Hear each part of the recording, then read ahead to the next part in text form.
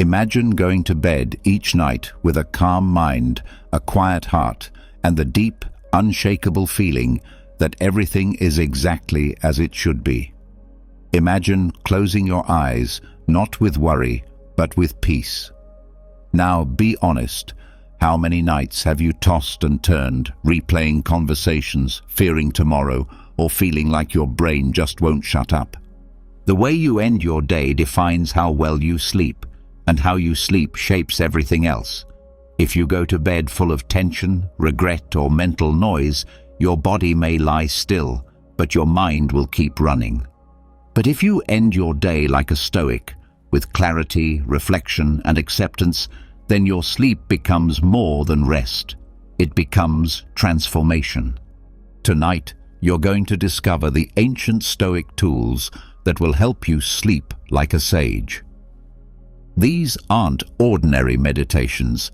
They are powerful practices used by great minds like Marcus Aurelius, Epictetus, and Seneca to end the day with strength, calm, and wisdom. You'll learn how to let go of stress, release control, and face the night with peace instead of pressure. So get ready, because this isn't just sleep. This is 4 hours of healing, reflection, and quiet growth. Before we begin, I want you to make a promise to yourself. Write in the comments, "I sleep like a Stoic."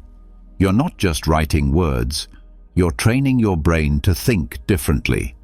The more you repeat it, the deeper it sinks into your mind, and the more you'll start to feel it. Write it now. Then let's begin this journey into deep, Stoic sleep. You know that feeling when the lights go off, the world gets quiet, but your mind refuses to follow? You're lying still, but inside your head, it's chaos. Thoughts race, regrets whisper, tomorrow's to-do list stretches like a shadow, and no matter how tired your body is, sleep stays just out of reach. It's not just you. So many people go to bed with the weight of the day still sitting on their chest, and then wonder why their sleep is broken, restless, and shallow. But what if there was a way to clear all that noise before your head even touches the pillow? There is. And it begins not with a pill or a podcast or some fancy breathing hack, but with a simple tool that goes back almost 2,000 years. A quiet conversation with yourself. Epictetus, one of the great Stoic minds of ancient Rome, didn't just teach people how to think. He taught them how to live. And part of living well, according to him, meant ending each day with a kind of cleansing. Not physical, but emotional. Not loud, but honest. He believed in using nighttime to face your thoughts, not to fight them, but to organize them. Just like you wouldn't go to sleep in a dirty room, he wouldn't let the mind rest while it was still cluttered. This process, often overlooked in modern life, is what we now call reflective journaling. But for Epictetus, it was something deeper. It was inner dialogue, a form of self-examination, not to punish, but to understand. The purpose wasn't to fix everything in one night. It was to pull apart the knots formed during the day so that the mind could loosen and rest. The best time to do this is in the quiet moments before sleep, not with loud music playing, not with your phone glowing in your face, just you, a pen, and your thoughts. This is where the real work begins, because what you're doing is not writing for others. You're writing for clarity. You're not performing. You're cleaning, and like any good cleaning, it reveals what's underneath all the mess: peace. Start by asking yourself, what did I feel strongly about today? You might feel tempted to skip this question or rush through it, but slow down. Let it come. The emotion doesn't have to be dramatic. It could be a small irritation, a quiet disappointment, or even a moment of joy. What matters is naming it. Because emotions that stay unnamed turn into tension. And tension doesn't go away on its own. It hides in your body, in your shoulders, in your chest, in your jaw, and it keeps you awake. When you name how you felt, you take away its power to hide. And this is key. Epictetus believed that clarity gives us freedom. You can't control feelings that you haven't acknowledged. But once they're on paper, they're outside of you. You can look at them with space, and space is where calm lives. Now that you've named the feeling, the next step is to go deeper. Ask, was this feeling useful? Not in a judgmental way, but with honest curiosity. Maybe anger showed up when someone cut you off in traffic. Maybe you felt ashamed after saying something wrong. Maybe you felt anxious over something you couldn't control. Instead of pretending those feelings didn't exist or drowning in them, look at them like a teacher would. What did this emotion try to tell you? Was it trying to protect you? Was it based on truth or assumption? This part is uncomfortable at first because it forces you to slow down and face yourself. But discomfort isn't danger. It's a signal. And the more often you do this, the easier it becomes to spot the patterns, those emotional loops that play over and over in your mind. When you spot them, you take their script away.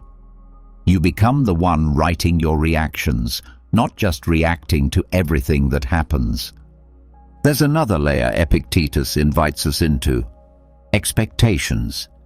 These are quiet, sneaky things that often go unnoticed, but they drive much of our suffering. You expected someone to text you back, and they didn't. You expected today to go a certain way, and it didn't. You expected yourself to be better, faster, more in control, and you weren't. And now here you are, lying in bed, angry or disappointed, not because of what happened, but because of what you thought should happen. The Stoics were experts at separating events from expectations. They knew the world doesn't owe us comfort or convenience, but still, our modern minds fall into this trap all the time. So, as part of your nightly reflection, ask, where did I expect something that was never promised to me?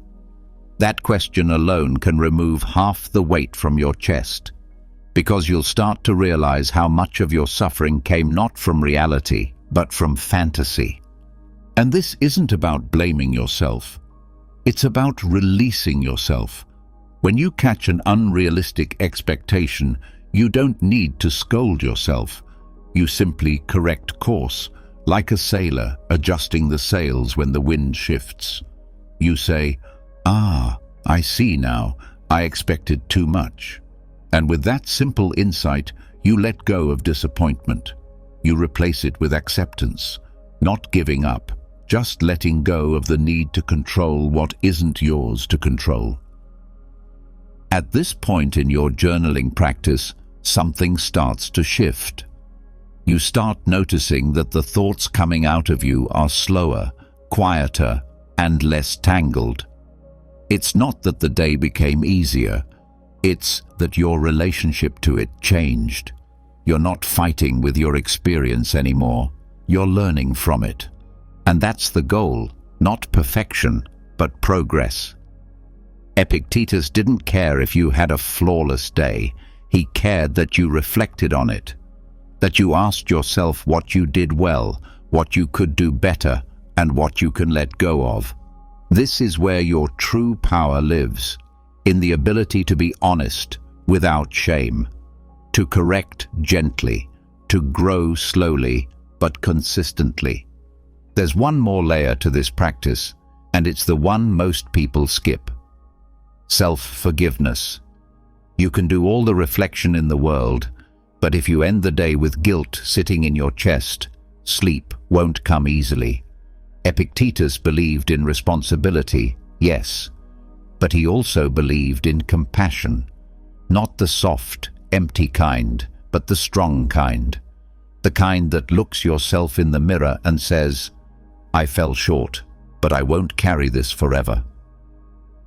When you reach this part of your nightly reflection, take a breath. Reread what you wrote. Ask yourself, what can I release? And then, truly let it go. Burn the page. Close the journal. Whisper a quiet phrase of peace. Whatever it takes to signal to your mind, this chapter is done. Tomorrow is unwritten. And tonight, I deserve rest. Now something beautiful happens. Your nervous system, once full of static, begins to slow. You're not gripping the day anymore. You're not begging for sleep. You're simply ready. The mind isn't spinning. It's grounded. You've done the work. The emotional weight has been set down, and what's left is space, open, still, and healing. This is what Stoic journaling before sleep gives you. Not just insight, not just understanding, but deep emotional release. It helps you untangle the day, not to fix it, but to stop it from following you into the night. It helps you loosen the grip on your mistakes, your fears, your unmet hopes, and in that loosened state, you fall not into sleep, but into peace. What begins as a few quiet questions becomes a ritual, one that strengthens your mind, one that frees your heart, one that prepares you for the kind of rest that actually restores you. Because when you sleep without shame, without mental noise, without unresolved tension, you don't just feel rested, you feel whole. That's the lesson Epictetus left for us. Not in a loud lecture, but in a quiet act. The decision to end each day with truth and mercy. And maybe that's exactly what we need more of. Not noise, not distraction, but honest, silent courage. The kind that faces the day, forgives it, and finally lets it go. So tonight, try it. Grab a pen, sit with your thoughts. Ask them where they came from and what they want. Don't run, don't judge. Just listen, reflect, release. And when you're done, let the stillness come. Because in that stillness, something powerful happens. You finally sleep, not just with your eyes closed, but with your soul at ease. And now that your mind has finally slowed, your thoughts laid bare, and your emotions gently sorted, something else begins to rise, quietly, subtly. It's the background hum of what if, that low, invisible tension that follows even after the journal is closed. What if tomorrow doesn't go as planned? What if something breaks, or someone leaves, or life changes suddenly, like it sometimes does? This lingering fear doesn't shout, it whispers. But those whispers, if left unchecked, turn into anxiety that steals your rest. Even with all the reflection in the world, part of your mind is still watching the horizon, afraid of the unknown. And that's exactly where the next Stoic practice steps in, not to avoid fear, but to face it on your terms, before it has the chance to take control. At first glance, the idea of rehearsing worst-case scenarios before sleep sounds like a terrible idea. It feels like the opposite of calming down. But the Stoics knew something modern psychology has only recently begun to understand. Fear grows in silence. When we avoid thinking about what scares us, it doesn't go away, it grows in the shadows. The more we push it away, the more power it gains. That's why the Stoics didn't hide from fear. They invited it to the table. Negative visualization, or premeditatio malorum as it was called, is the practice of deliberately thinking through the worst possible outcomes, not to scare yourself, but to defang the fear. You bring your anxiety into the light where you can examine it with reason instead of emotion. You're not hoping for the worst, you're simply preparing your mind not to panic if it happens. To do this well, you must start with honesty. Ask yourself, what am I afraid might go wrong tomorrow? It could be something small, like forgetting an important task, or something larger, like losing a job or disappointing someone you love. Whatever comes up, you don't turn away. You lean in. You walk through the fear like a calm observer, not with panic, not with drama, just with clarity. Start by describing the event in detail. Let the fear be seen. Don't exaggerate it, but don't sugarcoat it either. If your worry is about losing control, don't pretend it doesn't matter. Write it down. Look at it fully. Then, once the image is clear, ask yourself what would happen next. Not in fantasy, but in reality. If the worst happened, what would you do? This is where the practice becomes powerful, because once you face the fear and ask yourself, step by step, how you would respond, you start to see something surprising. You wouldn't fall apart. You would adapt. Maybe not easily, maybe not immediately, but you would. You always have. And this recognition, this shift from helplessness to capability, is what dissolves anxiety. Because anxiety feeds off uncertainty. It loves vague shadows. But when you show your mind a clear plan, even for the worst, it relaxes. The unknown becomes known. The monster under the bed is just a coat in the dark. You're not pretending the worst won't happen. You're preparing yourself in case it does. And preparation leads to calm. It's also important to remember that this practice is not meant to ruin your peace. You're not catastrophizing. You're rehearsing with logic and composure. Just like a pilot trains for engine failure so they don't panic mid-air, you're training your mind to handle emotional turbulence. You're building confidence, not by avoiding discomfort, but by becoming stronger than it is. The trick is to stay rooted in reason. If your thoughts start spiraling into chaos, pause. Come back to what you can control. The Stoics always return to this point. Events are outside of you, but your response is not. If your fear is losing someone, ask what virtues you'd need to face grief. If your fear is failure, ask how you'd find courage to begin again. This is not fantasy. This is mental strength training. And there's another layer to this that most people miss. When you rehearse the worst calmly, something unexpected happens. Gratitude appears. Because after you visualize the loss of something, a relationship, a job, your health, when you return to the present moment and see that it's still here, it feels different, more valuable, less ordinary. The people in your life don't seem as annoying. The little problems don't seem as big. You stop taking things for granted, not in a forced, fake way, but in a natural, quiet way that only happens when you felt what it would be like to lose them. So this practice is not just about disarming fear, it's also about deepening appreciation. When you've rehearsed what life would be without something, you're less likely to complain about the version where it still exists. Even if imperfect, even if messy, it gives you perspective. And perspective is one of the greatest gifts you can give yourself before bed. This is why the Stoics practiced this daily, not to invite disaster, but to remove its sting. They believed that by facing loss before it happened, you could meet it without fear if it ever did. And that kind of preparation doesn't make you cold. It makes you steady. It makes you ready. You don't become numb, you become grounded. But like any exercise, this takes repetition. You don't need to spend hours, just a few minutes at night. A quiet space, a calm question. What might go wrong tomorrow, and how will I respond?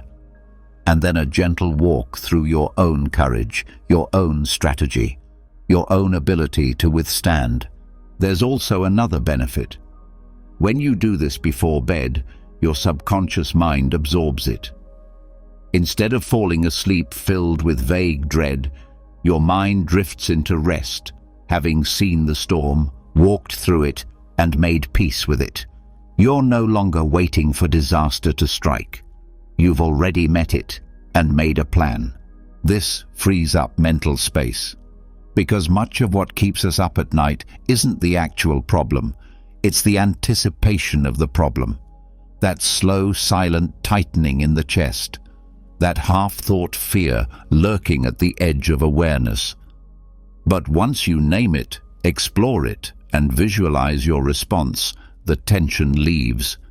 The unknown becomes less frightening. You stop waiting for the shoe to drop, because even if it does, you've got your boots on.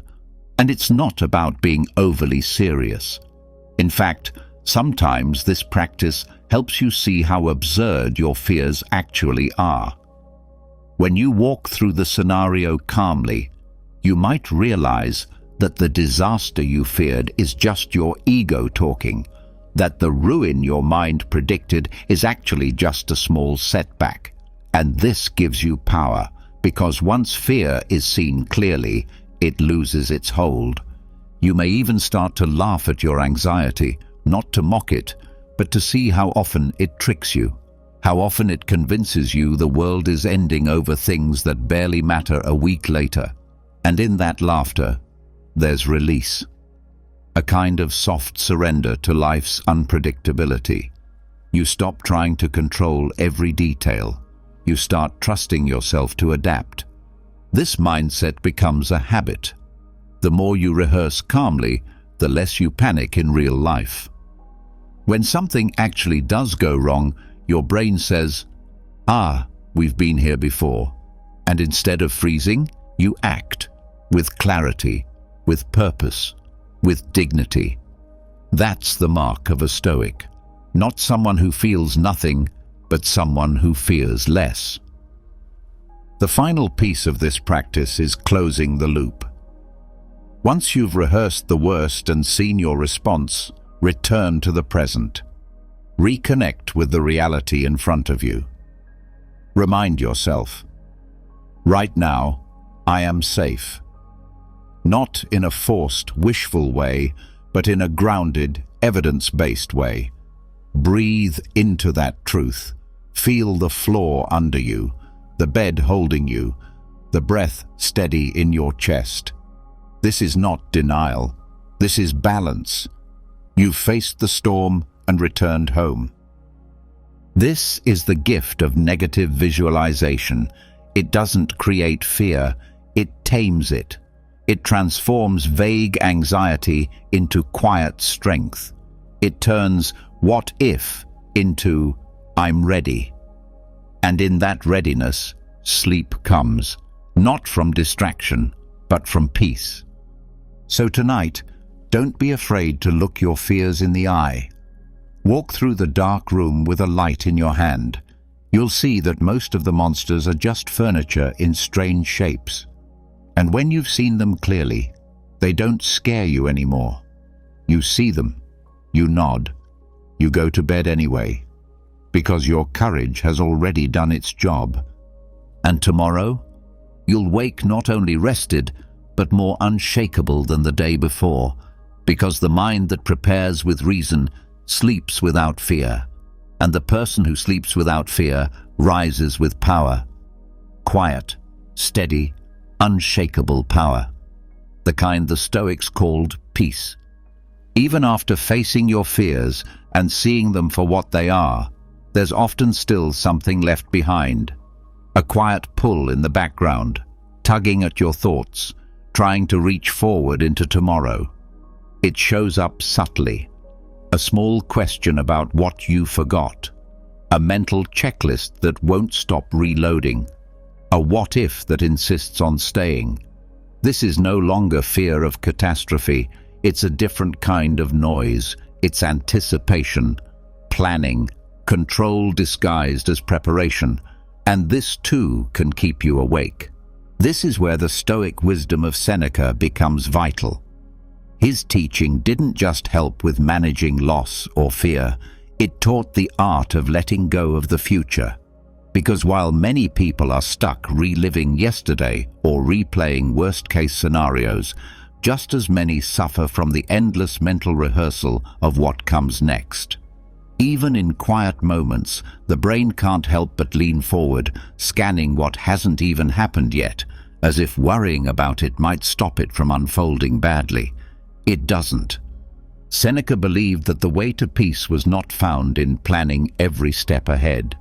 It was in the deliberate cutting of the mental rope that ties us to tomorrow, to stop reaching, to stop measuring the future with the ruler of anxiety, not out of carelessness, but because tomorrow isn't real, not yet. It doesn't belong to you, so why should it control you? This is not a denial of the future, it's a release of its hold. He wrote that we suffer more in imagination than in reality, and nowhere is that clearer than in the way we live tomorrow before it even begins. The mind wants to predict, but in trying to control the future, it forgets to live in the present. The result? Mental tension, fragmented attention, shallow sleep. The solution is to detach, to deliberately stop chasing the shape of a day that hasn't happened. Not by ignoring responsibilities, but by drawing a boundary. There is a difference between preparing and pre-living. One helps, the other drains. The mind that obsesses over every possibility becomes scattered. It doesn't rest. It simulates instead of sleeps. This detachment starts with noticing. If your thoughts keep circling the same topic, an upcoming conversation, a deadline, an event, pause. Don't follow the thought. Watch it. Ask yourself, what am I trying to control right now? What am I hoping to guarantee? Seneca taught that the desire for certainty is often the root of suffering. When you accept that tomorrow will come whether you're ready or not, a new kind of freedom appears. Not the reckless kind, but the kind that says, I will meet it when it arrives. I don't need to live it twice. One powerful method he suggested is to reflect on how often the future has surprised us. Think about it. How many times have you worried about something that never happened? How often have the details of tomorrow unfolded differently than expected? Yet we still cling to the belief that if we just think hard enough, we can steer time with thought. It's not logic, it's habit, and habits can be broken.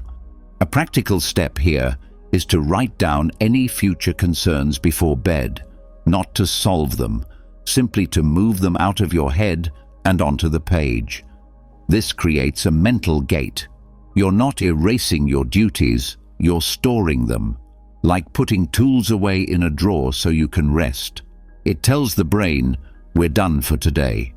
And with repetition, your mind starts believing it. You can take this further with what some call a closing ritual. When you feel the thoughts returning, gently repeat a phrase. Tomorrow means nothing tonight. Let the words settle in your chest, not as defiance, but as acceptance. Tonight is not for solving, it's for healing. This shift also requires honesty. Ask yourself, is thinking about this now actually helping, or is it just feeding the illusion of control?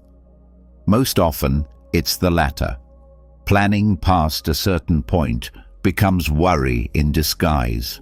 Your body is lying in bed, but your mind is walking circles in a boardroom that doesn't exist yet. You deserve better. You deserve stillness.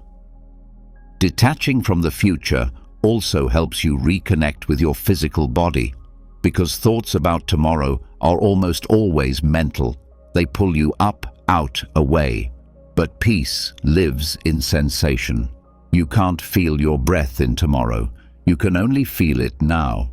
So when the mind pulls forward, the antidote is to root down. Inhale slowly. Notice the texture of the air, the rise of the chest, the softness of the blanket. Anchor yourself in presence. Seneca's advice was not to ignore reality, but to see it clearly. And reality, in this moment, is that nothing needs to be solved. You're not in that meeting yet. You're not on that phone call. You're not giving that presentation. You're lying down, eyes closed, heart beating, safe.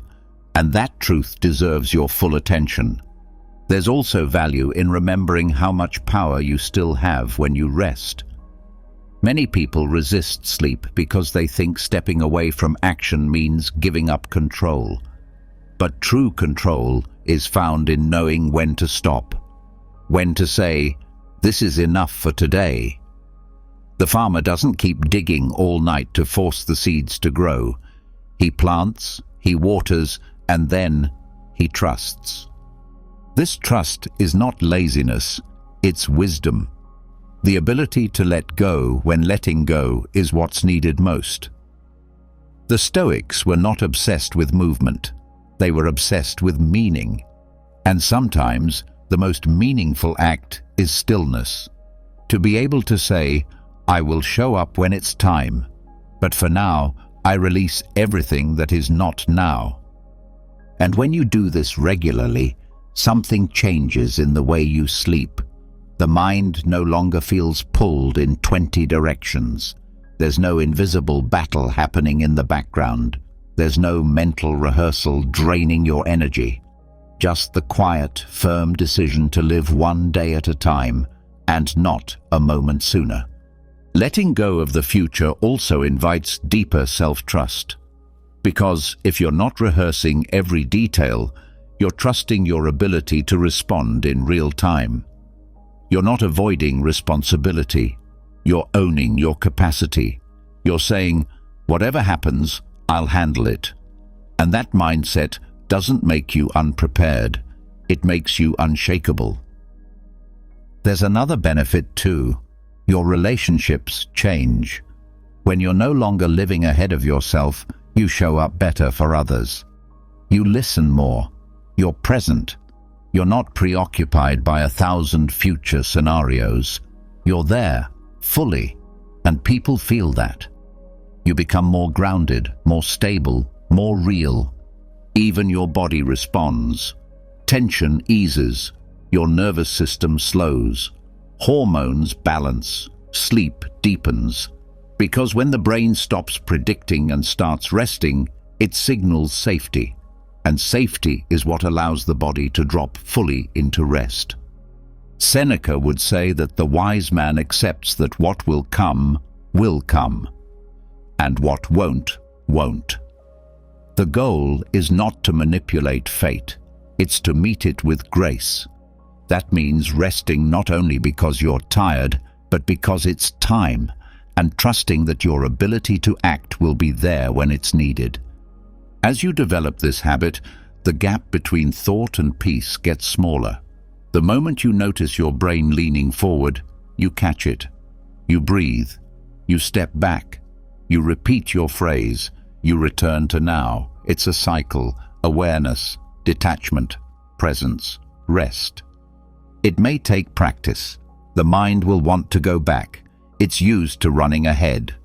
But each time you bring it back gently, you weaken the habit of future chasing. And over time, you become the kind of person who no longer lives in next week. You live here. And from here, everything becomes more manageable. Sleep becomes easier. Decisions become clearer. Life becomes quieter. This is not magic. It's discipline. The same kind Seneca practiced every evening. A mental habit. A choice to rest in what is instead of what might be. And the more often you make that choice, the more natural it becomes. So tonight, when the thoughts of tomorrow come knocking, let them pass. You don't need to open the door. You don't need to host them. Acknowledge them, smile, and return. There is nothing for you in tomorrow right now. Only silence, only breath, only this moment. And from this moment, sleep will rise. Not forced, not chased, but welcomed. because the mind no longer leans forward, it simply rests.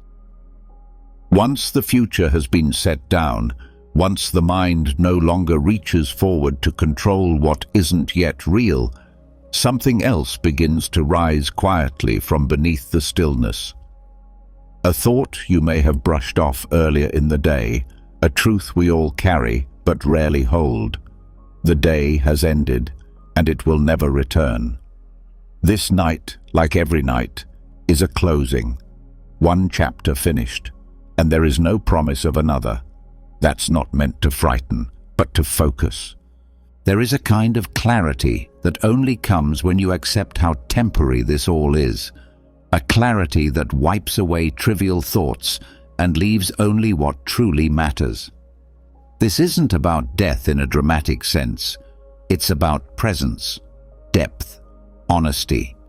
The Stoics knew that the most powerful way to live fully was to end the day as if it were your last, not in fear, but in peace.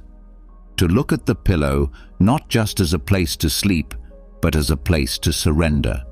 This is what the Stoic sleep contract invites you to practice. Not just falling asleep, but letting go so completely that it becomes a kind of rehearsal for death, not in darkness, but in release. You offer the day back to the universe. You give thanks, not with forced smiles, but with quiet reverence for the fact that you were given another day at all. And then you allow yourself to go, not with worry about tomorrow, but with full acceptance that the work is done. No more trying, no more effort, only stillness. This mindset does something extraordinary. It removes resistance. The part of you that's always holding on, always calculating, always fearing what you might lose, finally loosens. Because there's nothing left to protect. You've made your peace, you've closed the page, you've surrendered the need to hold anything together, and in that moment, everything inside you softens. But this isn't about giving up. It's the opposite. It's about honoring your time so deeply that you end each day with intention, as if it were the final one. Not to scare yourself, but to shift your attention to what is truly valuable. The conversation you had that meant something. The moment you felt grateful. The small thing you did that no one saw, but you knew was right. When you go to bed like this, you're no longer clinging to regrets. You've said what needed to be said, to others, to yourself. You've acknowledged your missteps and your efforts. You've released your grasp on what you didn't finish. And with that, you grant yourself the right to sleep in full, deeply, without threads pulling you back up from rest. This nightly dying is not about morbidity, it's about freedom. Because when you see sleep as a closing, you no longer waste your energy dragging the past into your bed. You no longer stall your rest waiting for perfect closure. You take the day for what it was. You hold it for a moment, and then you set it down like a stone no longer needed. Seneca wrote that we should prepare for sleep like men preparing for death, not out of fear, but out of discipline. To make peace before we close our eyes, not knowing if we will open them again. This habit doesn't make you anxious, it makes you alive. Because every night you practice this, the next morning feels like a gift. Not something owed to you, but something new, unwrapped, unpromised. And that shift changes how you live. Suddenly, you don't postpone kindness. You don't delay meaning. You don't live as if you have endless time to fix what matters. You live now, because every day becomes lighter when it begins with the awareness that it might not have come. This doesn't create dread. It gives you focus. It teaches you how to be awake while you're alive and how to let go when it's time to rest. This kind of release is difficult at first. The mind wants to rehearse, hold on, repeat. But the practice begins with a question. If this were my last night, What would I need to say? To myself, to others, to the day, not to make everything perfect, just to feel clean before you go, just to close your eyes with nothing left unsaid inside of you. Sometimes it's an apology to your own self, for the way you spoke to yourself, for the pressure you placed on your own shoulders, for the times you forgot how far you've come. And sometimes it's gratitude, for breath, for movement, for laughter, for the moments that didn't go unnoticed this time. And in these quiet acknowledgements, something deep begins to shift. You stop postponing your peace. You stop thinking that tomorrow will fix everything. You start realizing that peace isn't a result of everything being right. It's what comes when you stop demanding that it must be. This contract with sleep, with death, with surrender, doesn't need to be written. It's felt. It's renewed each night in silence, in breath, in the still moment when you let your body sink and say, if this is the end, let it be with grace. From that point, everything becomes clearer.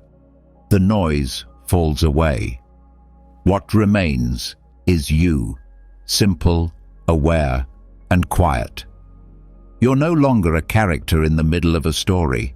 You're just a presence, a witness to the day's end, closing it not with resistance, but with reverence. And if you wake again, you start not with groaning or rushing or checking messages, but with gratitude. Quiet, grounded gratitude that says, I didn't expect this, but since I'm here again, I'll use this day well. The people who live with this mindset do not sleep more or longer, but they sleep deeper. Their rest is not an escape, it's a full exhale, because their minds are not busy performing 1,000 unfinished scripts. They've already practiced the end.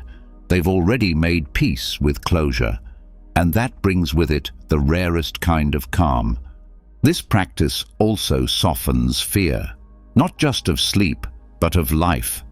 Because when you get used to facing endings, you stop being ruled by them. You stop fearing loss. You stop thinking you need to hold everything together to feel safe. You let people be who they are. You forgive. You move on quicker, not because it doesn't matter, but because time does. Even your dreams begin to shift. They carry less urgency. Your subconscious becomes less tangled, because you're no longer dragging old emotions and unfinished business into the night. You've addressed what you can. You've accepted what you couldn't. You've returned to stillness, and that stillness shows up in how you sleep and how you wake. This is why the Stoics practiced this, not to detach from life, but to attach more fully to what matters. They didn't see death as something to avoid. They saw it as a mirror, helping them live with more clarity, more attention, less delay. And when you carry that awareness into your nightly routine, your room becomes more than a place of sleep. It becomes a place of closure. Not dramatic, just quiet. A sacred space where you say, today was enough. Whether it was full of joy or hardship, you allow it to end. You do not bring it into the next moment. There's freedom in that. A kind of emotional maturity that doesn't chase more, but honors what is. And in that honoring, your nervous system lets go, your shoulders release, your jaw softens, your heart slows, because you're not being chased by the unfinished anymore. You're ready, not just to sleep, but to surrender, not just to rest, but to let go. And this, more than anything else, is what gives you depth. You become someone who can face what most run from, who can end a day not by dragging it forward, but by closing it with presence. You become someone who lives more fully by sleeping more peacefully, and that is the mark of a wise soul. The Stoics knew that we are not guaranteed a single moment beyond this one. But that's not a reason to panic. It's a reason to love harder, to waste less, to be kind sooner, and to rest more deeply. Because sleep, when approached like this, becomes something else entirely. It becomes a nightly return to what's real.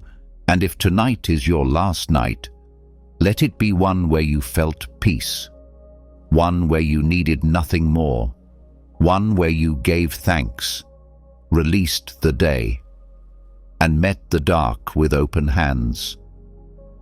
And if it's not your last, then tomorrow is a bonus, a new beginning, one you won't take for granted because you didn't assume it was coming. You earned it. You welcomed it. So now, close your eyes. You've done enough. Release your grip. Let the day fade. Let the night hold you, without fear, without force. Because this day has ended, and so you rest. After letting go of the day as if it were your last, something even deeper becomes possible. The kind of peace that doesn't just release control but welcomes everything exactly as it was. No edits, no rewrites, just pure, full-hearted acceptance. Not tolerating the past, but loving it. Not just saying, "This is enough," but whispering, "This was meant to be." That shift, small as it may seem, is the gateway to something the Stoics called Amor Fati, love of fate. And when practiced right before sleep, it dissolves the final layers of resistance still hiding in the body and mind.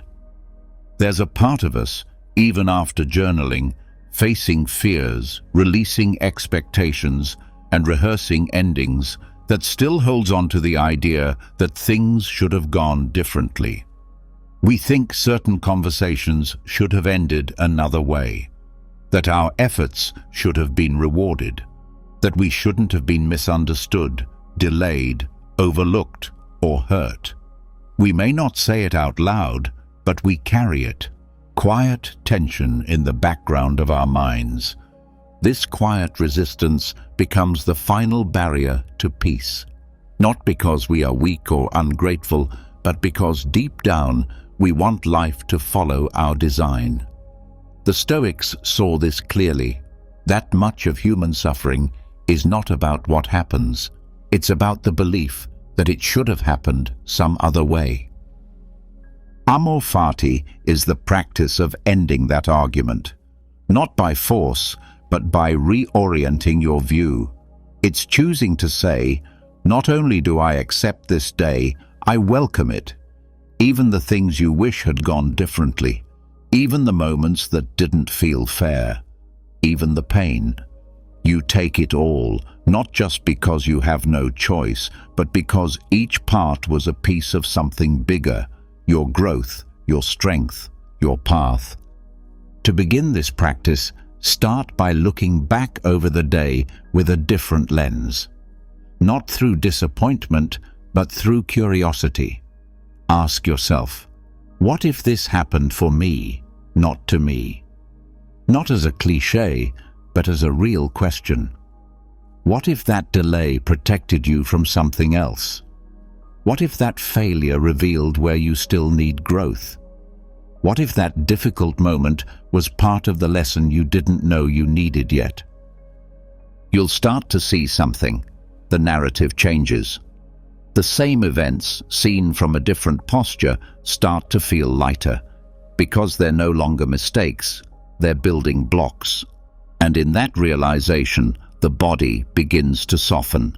The nervous system stops defending, because it no longer sees the day as something that attacked you. It sees the day as a teacher. Loving fate doesn't mean you wanted every detail to happen. It means you see the value in it, even if it came wrapped in discomfort. It means you trust that life isn't random, that there's meaning, even in the things you didn't plan. This is a radical kind of surrender. It's not about stepping away from life. It's about stepping fully into it, with open arms, saying, "This day, with all its mess and beauty, was mine, and I wouldn't trade it, not if it's what brought me here. When this mindset becomes a nightly habit, something begins to shift in your core. You stop resisting reality. You stop editing your life like a script that needs constant rewriting. You live fully in the version you were given, and your relationship to peace becomes much more honest. You're not calm because everything went your way. You're calm because you stopped needing it to. This does not make you passive. In fact, it makes you more powerful, because when you stop spending your energy arguing with reality, you gain clarity. You act with cleaner motives. You stop trying to fix what doesn't need fixing, and you start focusing on how to respond to what's in front of you, not out of frustration, but with purpose. Even your relationship with sleep improves, because sleep is, by nature, uncertain. You never really control when it comes, how long it lasts, or what your dreams will show you. You surrender to it. But most people don't really surrender. They try to force sleep, just like they try to force life. Amor Fati teaches you to let go, not just of your day, but of the outcome of your night. Whether you rest deeply or not, you've already won, because you've made peace with what is. This removes the hidden pressure from rest. You no longer lie down thinking, "I need to fall asleep now, or tomorrow will be ruined." You lie down thinking, "Whatever happens, I'll face it with strength. And if I wake in the night, that too is part of the experience I've been given." This mindset works in layers. It starts with your past, what you've lived. Then it touches the present, where you are. And then it reaches into the future, not with demand, but with welcome. Because when you love fate, you no longer fear what's coming. You trust that it will shape you, just like everything before it has. Even in pain, this mindset brings dignity. It doesn't erase the hurt, but it places it in context. You stop seeing it as punishment. You see it as refinement. That mindset allows you to rest in the middle of struggle, not because the pain is gone, but because your posture toward it has changed. This creates a more resilient kind of peace, a deeper kind of strength. You don't just bounce back after hardship, you carry something from it. Insight, compassion, wisdom. That's what loving fate gives you. It turns your whole life into material for growth, and that gives every moment meaning. Before bed, this practice becomes a kind of closing prayer, not to a god necessarily, but to life itself, a quiet acknowledgement. I accept this day. I needed this day, even the hard parts, especially the hard parts. And then you allow that thought to settle into your body. Let it sit in your chest. Let your breath wrap around it. You may even whisper it again, Amor Fati. Those two words can become a kind of lullaby, not soothing because they promise comfort, but soothing because they promise truth. They remind you that you don't need to control life to love it. You don't need to understand it all to rest. You just need to stop resisting what's already here. And in that non-resistance, the deepest kind of sleep becomes possible. Not shallow escape, but full surrender. A rest that comes not from exhaustion, but from alignment. Because your mind, your heart, and your body are finally pointed in the same direction. Yes. Yes to the day, yes to the unknown, yes to the discomfort, yes to the joy, yes to all of it. That is Amor Fati. That is the medicine. And over time, this practice doesn't just change how you sleep. It changes how you live. You stop waiting for life to become easier. You stop postponing peace until circumstances improve. You meet the moment as it is, and you bring your full self to it, not just when it's pleasant, but always. You also begin to notice that judgment fades, not just toward yourself, but toward others, because when you love your own fate, you stop resenting the fate of others. You realize that everyone is being shaped by life in ways you can't see. And that realization makes room for compassion. You speak softer, you interrupt less, you listen more. You also get better at adjusting when plans shift. Instead of frustration, you adapt. Instead of clinging, you pivot. Because you're no longer operating from a place of, this must go my way. You're operating from, this is the way. And that mindset clears your path of unnecessary friction. Even the act of waking changes. You don't open your eyes already planning the next win. You start with a kind of sacred pause. A recognition. This morning wasn't promised, but it's here, so I will show up. And that attitude shapes your entire rhythm. Your pace slows, your attention sharpens. You begin to experience more than you rush through.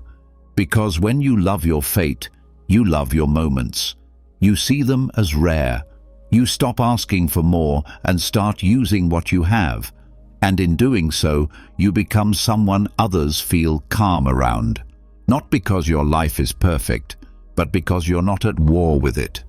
This is what the Stoics wanted for us. Not a life without pain, not a mind without thought, but a heart that stops resisting reality long enough to receive it, to truly absorb it, and to say, even in the midst of chaos, this too is mine.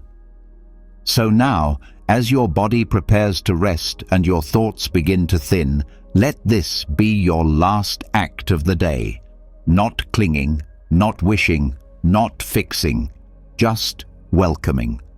The full arc of your experience from the first moment of morning until now, and everything in between. Let it be enough. Let it be yours. Let it be loved. Amor Fati. Let that be your final thought and rest. Once you've learned to meet your fate with full acceptance, something curious begins to happen. You loosen your grip, not just on the day itself, but on what the night is supposed to give you. No longer obsessed with why things didn't go your way, you begin to notice how much energy is still being spent trying to measure how well you're sleeping. This hidden form of pressure, though smaller and quieter, is often the one that lingers the longest. You've surrendered the past, welcomed the day, prepared your mind, and yet the final tension remains, the hope that sleep will be perfect. It starts with a glance at the clock, a subtle calculation of hours remaining, a familiar thought. I hope I sleep well tonight. Then it grows. You check the time again after 10 minutes, then 20. You assess how you feel, judge how quickly you're drifting, compare it to how it should feel. Before long, you're not resting. You're grading your sleep in real time. The result is a mind that was finally ready to relax, now hijacked again by expectation. This is where Stoic indifference becomes one of the most practical and surprisingly liberating tools of all. Because when you train your mind to care less about sleep quality, sleep often improves. Not through effort, but through absence of obsession. This is not about apathy. It's about freedom from over-attachment to outcomes you don't fully control. Stoicism teaches that we are disturbed not by events, but by our judgments about them. That principle applies perfectly to sleep. A night of tossing and turning doesn't disturb you nearly as much as your story about what that restlessness will mean. It's the narrative, I'm failing, I'll be tired, tomorrow is ruined, that creates more damage than the lost minutes of rest themselves, which means that peace comes not from fixing sleep, but from removing its grip on your mood, your identity, and your expectations. To practice this indifference, start small. The moment you notice yourself wondering how well you're falling asleep, Respond with something neutral. Maybe I sleep deeply, maybe I don't. Either way, I'll manage. The aim is not to convince yourself of a perfect night, but to break the pattern of over-concern. You're interrupting the loop that says poor sleep equals poor life. This creates room to stop monitoring your state. Many people go to bed and spend the first hour performing sleep, waiting to feel drowsy, as if rest is a stage and they're being watched. But sleep, like any natural process, resists performance. It comes when it's not being hunted, when the mind isn't tracking its progress like a scoreboard, when you can say, I release the need to feel perfect before rest. That phrase alone can become a kind of micro-meditation, short, calm, and freeing. The goal is not to teach your mind that sleep doesn't matter. It's to teach it that you don't have to measure and control it in order to function, to recover, or to be at peace. You already know how to handle days on low rest. You've done it before. You'll do it again. You're not fragile. You're adaptable. This awareness, spoken internally with calm authority, becomes a reset switch for your nervous system. Another powerful shift happens when you begin treating wakefulness at night with the same indifference. You wake up at 3 a.m. The familiar panic rises. Why am I awake? I need to sleep. But instead of fighting that moment, you accept it. You let your body lie there with zero demand. You say to yourself, it's okay to be awake. I'll sleep again if needed. I'm still resting. That mindset takes the sting out of the moment. You stop resisting wakefulness, and ironically, that resistance is often what was keeping you up in the first place. This is the heart of the Stoic teaching. What you fight, you strengthen. When you stop fighting wakefulness, you disarm it. You turn the night from a battleground into a neutral space. Not everything has to be fixed. Not every second needs to feel productive. You don't owe your body a flawless recovery. You owe it patience. These micro-meditations are small mental phrases repeated with clarity and calm. They serve as mental anchors when the mind drifts toward worry. They might be as simple as, I rest without needing to feel rested right now. Sleep comes or it doesn't. I remain steady either way. My value is not measured by how well I sleep. Each one is designed to create just enough space between your thoughts and your reactions. That space is where peace grows. You don't need to erase every concern. You just need to see them without grabbing on, like clouds passing, like sounds in the distance. You observe, but you don't chase. Over time, these small shifts add up. Your brain begins to break the link between being awake and being alarmed. It starts to trust that rest is still happening, even if sleep is delayed. And the less you chase sleep, the more it comes naturally. Another benefit of caring less about sleep quality is that you stop fixating on tools and tricks. You realize that true rest isn't found in perfectly timed supplements, apps, or rituals. It's found in your relationship to rest itself. That means you can sleep well in a different bed, in a noisy city, in unfamiliar surroundings, because your mind no longer needs everything to be perfect. It just needs you to stop resisting. You also start to develop resilience, the kind of mental toughness that says, even on poor sleep, I will not collapse. That inner voice, calm but firm, tells your body it is not in danger. It tells your nervous system that it is safe. That message alone, repeated gently but consistently, becomes your new foundation for sleep. Not control, but trust. You begin to see the night differently, no longer as something you must master, but as something you share with nature. You don't rush the sun to rise. You don't order the moon to shine. You simply participate in the rhythm. That mindset moves you from force into flow. Even on difficult nights, your inner commentary changes. Instead of, "I'll be ruined tomorrow," you say, "I'll move slower, and that's fine." Instead of, "Why can't I sleep?" you say, "My mind is still processing," and that's part of being human. This attitude removes shame from rest. It removes pressure. And without pressure, the body finally feels safe enough to let go. You become someone who no longer walks into the bedroom bracing for a fight. You walk in with neutrality, with openness. If sleep comes quickly, that's welcome. If it doesn't, that's accepted. Either way, you're okay. There's even value in nights where rest is thin, because those are the nights where your practice is tested. Not in theory, but in real time. You get to prove to yourself that your peace doesn't depend on everything going smoothly.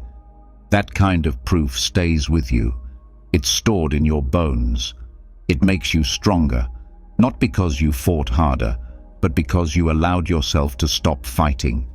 In many ways, this is the ultimate Stoic practice. To approach something as personal and essential as sleep with both effort and detachment. You set up your environment. You lower the lights. You wind down. And then you let go. You stop needing a specific result. You stop bargaining. You stop performing. You simply lie down and let the night take its course. This makes room for gentleness. You start speaking to yourself not like a drill sergeant, but like a guide. Calm, firm, patient. You say, "I'm here. I'm resting. That's enough."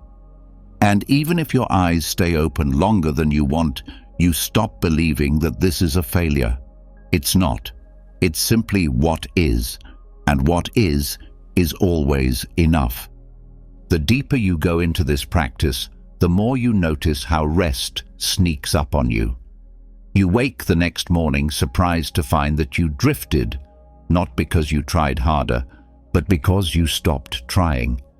You finally let the body do what it's always known how to do, and in that space, trust replaces tension.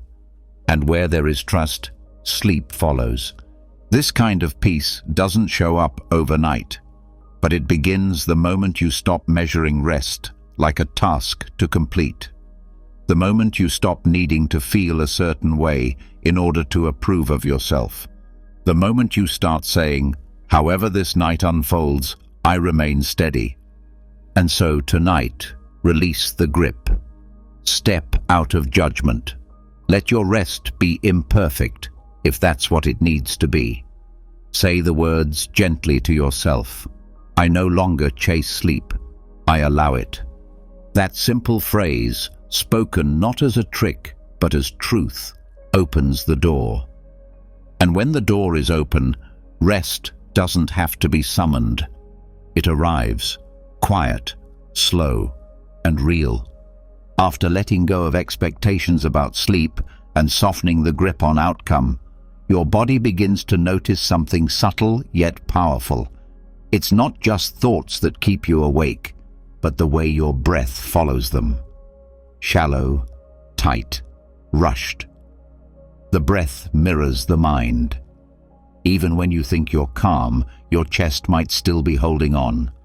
A slight tension, a protective reflex, a leftover signal from earlier stress. The nervous system remembers what the mind pretends to forget. And if the breath never settles, neither will you. This is where breath becomes more than oxygen. It becomes medicine. Not from a bottle, but from within. The Stoics knew this long before modern science confirmed it. They didn't speak of lungs or vagus nerves, but they understood how the body could shape the mind. Zeno, the founder of Stoicism, trained his disciples not just in logic or ethics, but in physical control, restraint, endurance, stillness in movement. Breath was central to this. They understood that how you breathe changes how you live. It anchors you in the present. It reclaims your attention. It's the only part of your autonomic system you can take back at will, and when harnessed with care, it becomes a quiet force that leads the rest of you toward rest. Slowly, steadily, deeply. Zeno's approach wasn't flashy. It was controlled, deliberate, firm, without being forceful. In a world of chaos, he taught stillness through rhythm. This rhythm can be returned to at night, especially in the moments when your mind wants to wander or your chest feels tight. Instead of trying to quiet the thoughts, you slow the breath, and the thoughts follow.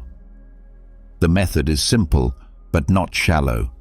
You breathe in through the nose for 4 counts, hold for 7, exhale slowly for 8.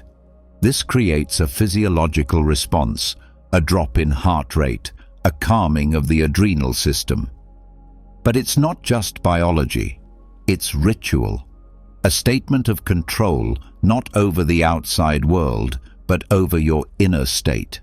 It's you saying, I decide how I meet this night. As you begin, do not try to perfect it. The point isn't to hit exact numbers, it's to stay with the breath longer than the thought. The mind will pull, the body may resist. That's expected.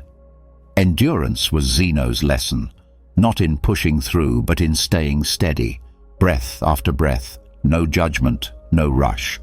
You inhale slowly, not just to bring in air, but to bring in presence, to connect to what is real right now, to feel the lungs expand, to stretch the ribs. You pause, not to hold tension, but to settle into stillness. This pause is a sacred space between intention and surrender. Then you exhale even slower, as if releasing the weight of the day, little by little, molecule by molecule. Every breath out is a decision to loosen your grip on everything you no longer need to carry. In this rhythm, you begin to notice things, how much you were holding, how fast you were thinking, how tight your shoulders had become. The breath brings awareness, not through effort, but through presence. You are no longer analyzing the day, you are participating in the moment, fully, simply. The longer you stay with the breath, the more you teach your nervous system that it is safe, not because everything is perfect, but because you are no longer resisting. Safety, in this context, is not a guarantee, it's a message, and breath is the messenger. Slow breathing tells the body, we are not in danger, you may rest now. Zeno's breath also teaches restraint, not just of action, but of reactivity, the urge to move, to fix, to think, to get up and check the time. These small impulses are all tied to the belief that something must be done, that stillness is not enough. But with each breath, you prove otherwise. You stay, you sit, you lie, you wait, not passively, but with power. This method isn't about reaching some transcendental state.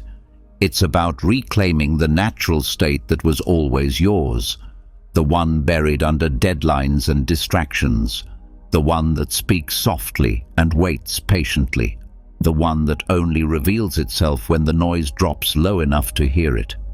Breathing like this also changes how you experience time. Each cycle becomes a kind of anchor, keeping you rooted. You stop drifting into future concerns or past regrets. You stay in the 4, the 7, the 8. You let each number guide you back. If thoughts come, they do not interrupt. They float beside the breath and then fade. You may notice that your mind tries to speed up. It wants to return to old patterns, to skip the pause, to shorten the exhale. This is normal. The breath exposes your habits, and in doing so, it offers a doorway to change. Every time you catch yourself rushing and return to the rhythm, you are practicing a kind of discipline far deeper than force. You are practicing authority over your internal world. This discipline carries into how you fall asleep. You stop waiting to feel sleepy. You stop demanding drowsiness. You simply breathe and trust. Sleep becomes a side effect, not the goal. The breath becomes the bridge between tension and surrender. You might also notice that with time, the breath creates silence, not just around you, but inside you. The kind of silence that is not empty, but full of awareness, full of calm, full of a quiet strength that cannot be taken by circumstances.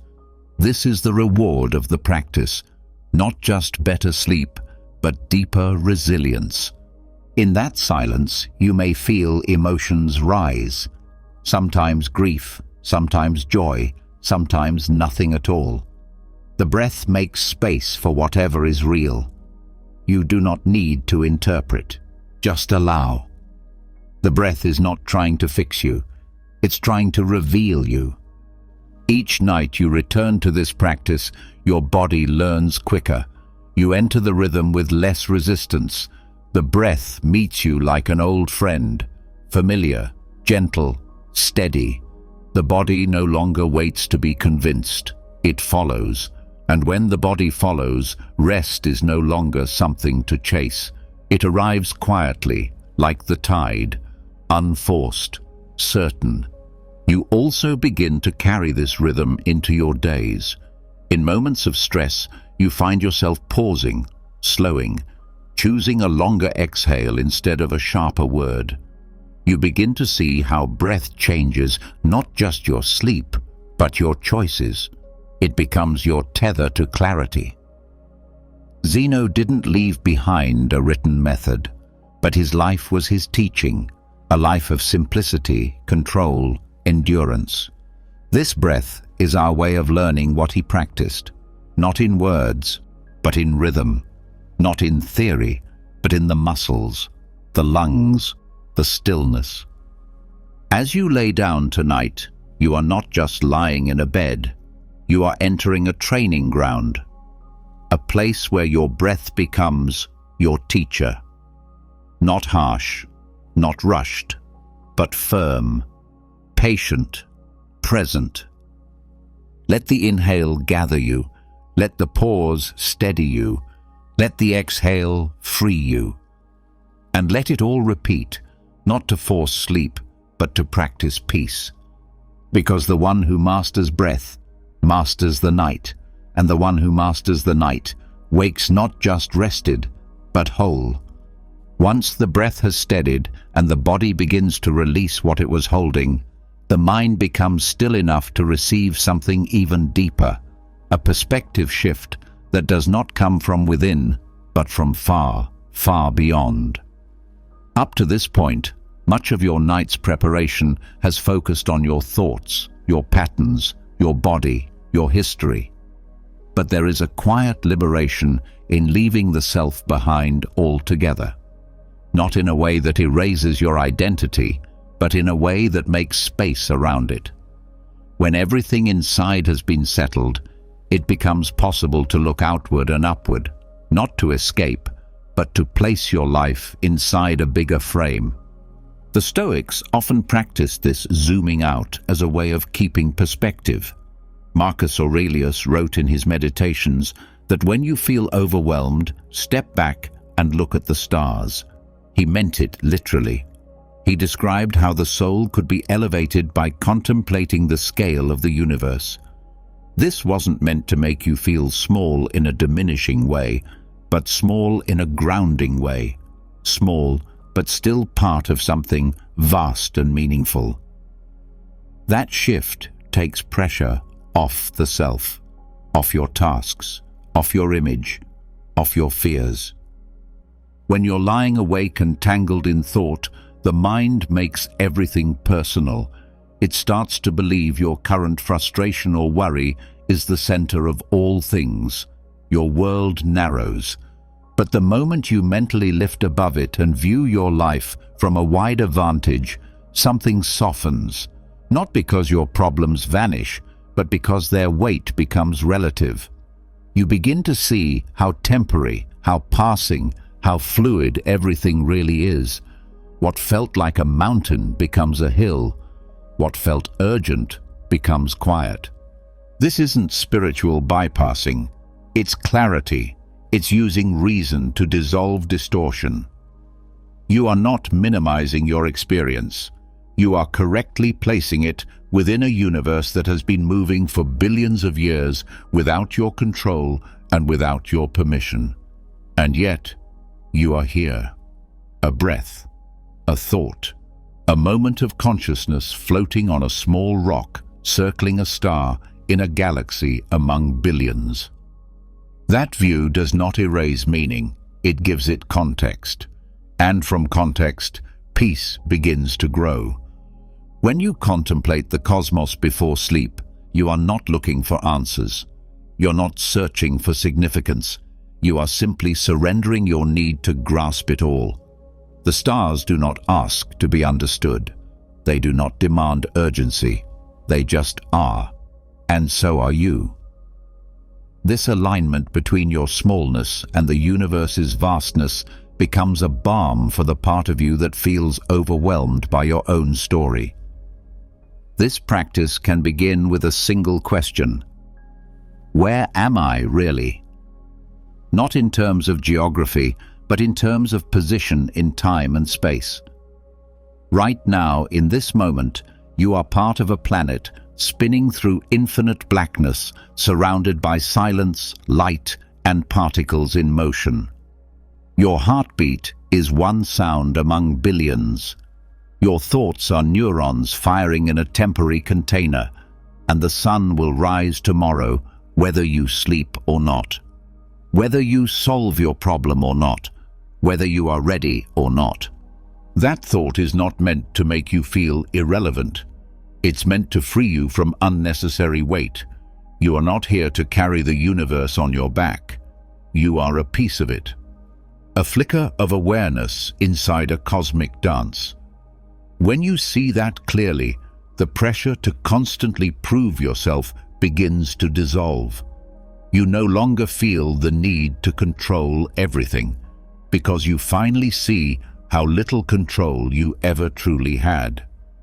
In that realization, something new is born, humility that is not weakness, but relief. The understanding that you are important, yes, but only in the same way that every wave is part of the ocean. Not separate, not alone, always part of something greater. That knowing reduces the need to cling to identity. It releases the obsession with being right. It allows the mind to rest, not because everything is resolved, but because the mind no longer needs to hold it all so tightly. Even pain shifts under this perspective. Emotional wounds, setbacks, and disappointments lose their ability to dominate your field of view. Not because they stop mattering, but because you are now seeing them with more sky around them. The heartbreak no longer defines you. The loss no longer crushes you. They become parts of a longer story, still painful, still real, but no longer all-consuming. This cosmic lens also softens fear, especially the fear of death, which lives beneath many of our restless thoughts. When you regularly contemplate the stars, death no longer feels like a failure or a punishment.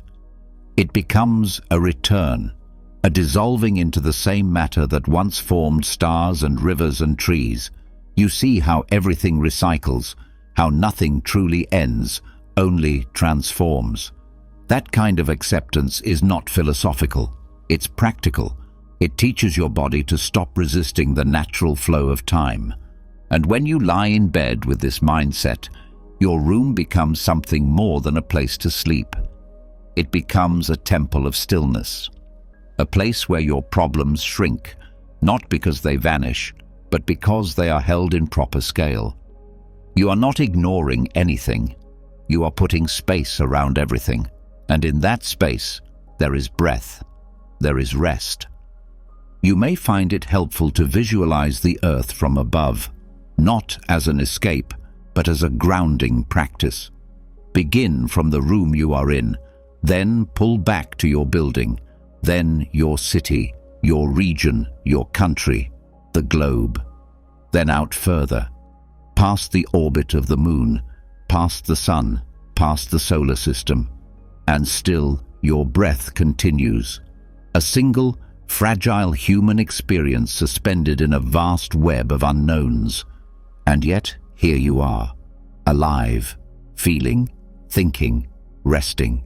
This scale of awareness has a strange effect. It returns you to the present. Not because the present suddenly becomes more exciting, but because it becomes all there is. Your next breath becomes meaningful again, the temperature on your skin, the sound in the background. They stop being background. They become real again. When you think in terms of the cosmos, your goals and worries begin to shift. You start focusing less on how to impress and more on how to align. Less on legacy, more on sincerity. You start asking different questions, not how much can I achieve, but how well can I love?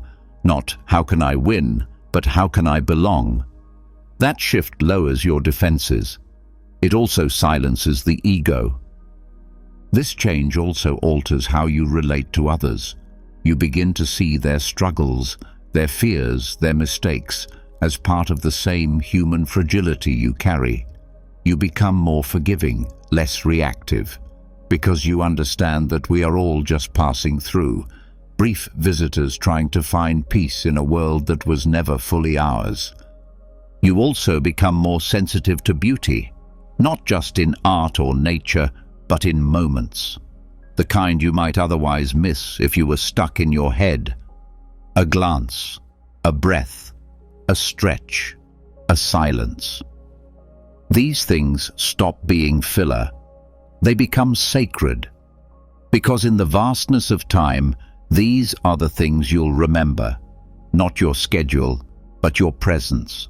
Not your reputation, but your experience. This nightly contemplation is not meant to replace practical reflection. It is meant to support it, to give your day a resting place, to bring perspective to the effort. You are not abandoning responsibility. You are removing urgency. You are saying, I did what I could today, and now I return to the cosmos where I belong. This is not poetic. It is biological. It is mental hygiene for the soul, because your brain cannot rest when it thinks it must do everything. But when you place yourself inside a greater context, your system calms, the pressure lowers, the sleep deepens. This is how the Stoics fell asleep, not through entertainment or exhaustion, but through alignment. They allowed the sky to remind them who they were, not nothing, but not everything. Just a piece, just enough. And so now, let your breath settle again. Let your awareness drift upward. Let the mind open wide enough to hold the sky. Let your problems dissolve, not disappear, but reduce into something manageable, something temporary. And let the silence of space hold you, not as something distant, but as something you've always been part of. You are not alone. You are not broken. You are not late. You are here, and that is enough. When the mind has touched the stars and returned, something unexpected begins to settle inside, a kind of silence that doesn't come from distraction or exhaustion, but from perspective. And yet, even in the softness of that cosmic view, something remains. The day itself, the conversations, the frustrations, the conflicts, the responsibilities. They still live in the body, in the muscles, in the breath. While your awareness may have expanded, the imprint of daily life still lingers. What you carry into the night doesn't only come from above, it comes from what you walk through on the ground. This is where Stoic practice becomes deeply personal and profoundly practical. It's not about escaping your stress, it's about transforming how you relate to it. Every single challenge you face during the day, no matter how frustrating or inconvenient, has left behind a residue. The tension is not always in the event itself, it's in your interpretation of it. If left unprocessed, it becomes friction, and that friction prevents stillness. But when you learn how to convert that tension into insight and even gratitude, the weight releases, and what was once a source of disturbance becomes a pathway to rest. The Stoics believed that obstacles are not interruptions of life. They are life. They are the raw material of growth. Marcus Aurelius wrote, "The impediment to action advances action. What stands in the way becomes the way." This isn't just a clever line, it's a mental shift that changes how you carry your day into the night. Because if you begin to see each problem not as something to regret, but as something that trained you, everything softens, everything finds a place. This process begins by revisiting the events of the day, not to relive them, but to reinterpret them. Start with something that disturbed you, a moment of tension, a mistake, a disappointment. Instead of replaying the story, you ask, what did this teach me about myself? Not in a judgmental way, but in a curious one. What part of me was challenged? Was it my patience, my pride, my expectations? Once you've identified what was tested, you recognize the opportunity that was hidden in that moment. You see the discomfort not as a punishment, but as a mirror, a reminder of what you value, a teacher pointing out where your practice still has room to grow. And in that clarity, something begins to shift. You no longer feel stuck in the experience. You begin to feel thankful for it, not because it was pleasant, but because it gave you a chance to become more aware, more resilient, more free. This is not false positivity.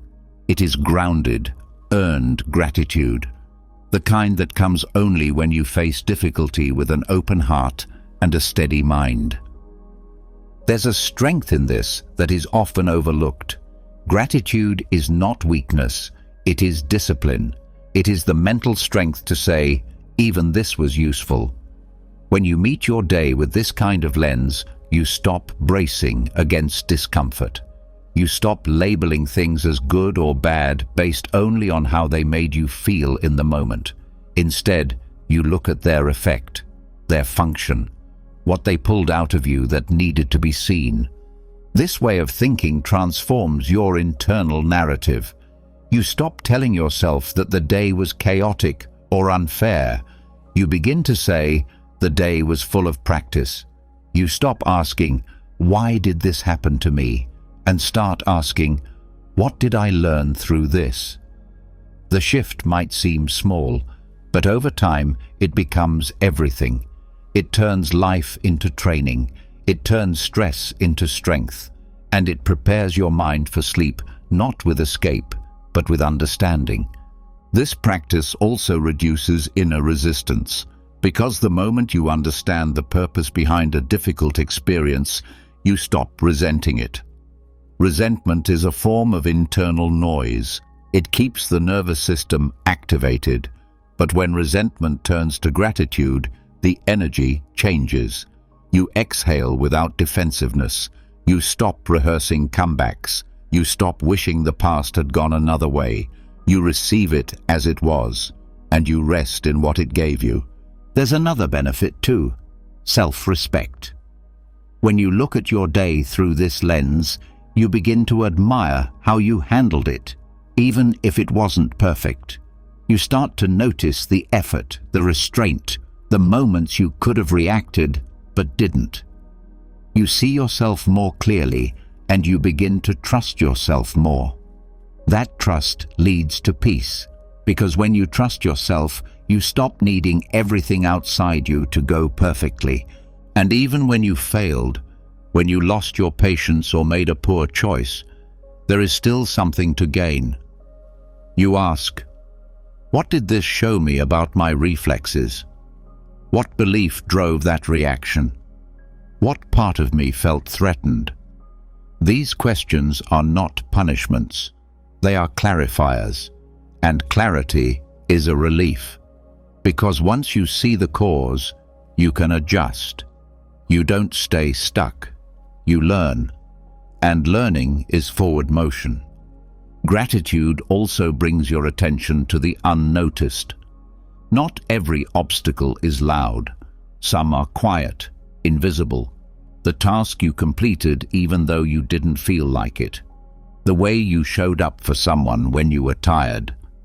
The decision not to argue when you could have. These moments are easy to miss, but they are the bricks of strength that your character is built from. And when you notice them, you reclaim the narrative. You remember who you are becoming. Even physical tension can be addressed this way. When your body holds stress, it's often because the mind has not yet made peace with an experience. But when you shift your thinking about that moment, from frustration to gratitude, the body responds. It lets go. The breath deepens. The jaw relaxes. The stomach softens. You are no longer at war with what happened. You are learning from it, and learning feels safe. Safety invites sleep. This is the kind of mental hygiene that replaces mental clutter. Instead of carrying a suitcase of unresolved moments into the night, you carry only what matters. You carry lessons, not weight. You fall asleep knowing that everything had meaning, not because you forced it to, but because you opened your eyes enough to see it. This doesn't mean you loved every moment. It means you respected it. You honored the opportunity it gave you to grow in character. That is the Stoic definition of gratitude, not saying thank you for ease, but saying thank you for truth, for training, for clarity. Over time, this habit becomes automatic. You begin turning toward discomfort instead of avoiding it. You begin asking better questions in real time, not just at night. You begin treating life as a partner in your development, not an enemy to survive. And this attitude creates stability, not just during the day, but in the hours before sleep, when the mind is most raw and honest. Your sleep then becomes a reward, not for perfection, but for reflection. You've processed the day, you've translated the tension, you've pulled the meaning from the chaos, and now there's nothing left to solve. Only rest. So as the lights go dim and the room grows quiet, take one last inventory. Not of tasks, but of tests. Think through the challenges you faced and name the traits they helped sharpen. Patience, discipline, honesty, courage, humility. And then say thank you, not with words, but with breath, with peace, with stillness. Because the day did not break you, it refined you. And now you are free to sleep, not just tired, but tranquil. As gratitude begins to settle where tension once lived, and the day is no longer viewed as a series of problems, but as practice, something else becomes visible beneath the surface, a subtler force, still quietly gripping. It isn't stress, it isn't fear. It's the part of you still trying to prove something, still attached to titles, labels, and the image of who you think you should be. It is the part of the mind that doesn't sleep easily, even when the body is ready. It is the ego. No matter how well you manage your emotions or find meaning in your obstacles, the self-image you carry can still keep you awake. It whispers through questions like, was I enough today? Did I perform well? Did I gain approval? Did I maintain the identity I've built? These questions are rarely conscious, but they live in the body like tension and surface in the dark when no one else is watching. This attachment to identity is not just a social pattern. It is a mental habit rooted in survival. But what helps you function during the day can become a weight at night. The roles you play, parent, partner, professional, friend, are useful, but they are not you. They are costumes you wear to move through society. The problem arises when you forget that they are temporary, when you carry them into the space where none of them matter. Before sleep, there is an opportunity to release all identity, not as rejection, but as rest. This is what the Stoics practiced not only in theory, but through direct mental exercise. Marcus Aurelius reminded himself that even the emperor, with all his power and duties, was still only flesh, breath, and thought. In doing so, he reduced the weight of his title, not to neglect his responsibilities, but to remind himself of his essence. He knew the value of returning to that core before sleep, where reputation and duty held no influence. Unclutching identity begins by becoming aware of how tightly you hold it. Even subtle thoughts like, "I should have done more," or "they think this of me," are signs that your ego is still active. It's not about erasing your name or abandoning your purpose. It's about loosening the grip on being someone in particular. The ego wants to be solid, consistent, praised. But the deeper part of you, the observer, doesn't need any of that. It simply exists. And existence is enough for rest. One of the ways to start this release is to ask yourself a powerful question. Who am I without my roles? Who are you without the name, the job, the story, the success, or the failure? These are things that have shaped your experience, but they are not your essence. Letting go of them, even for a few hours, returns you to stillness. Sleep doesn't care if you succeeded today. It doesn't care about your image. It asks only for surrender. This surrender isn't dramatic, it's gentle.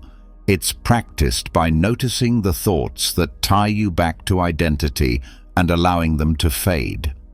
If the mind brings up your status, say silently, "That's not needed right now."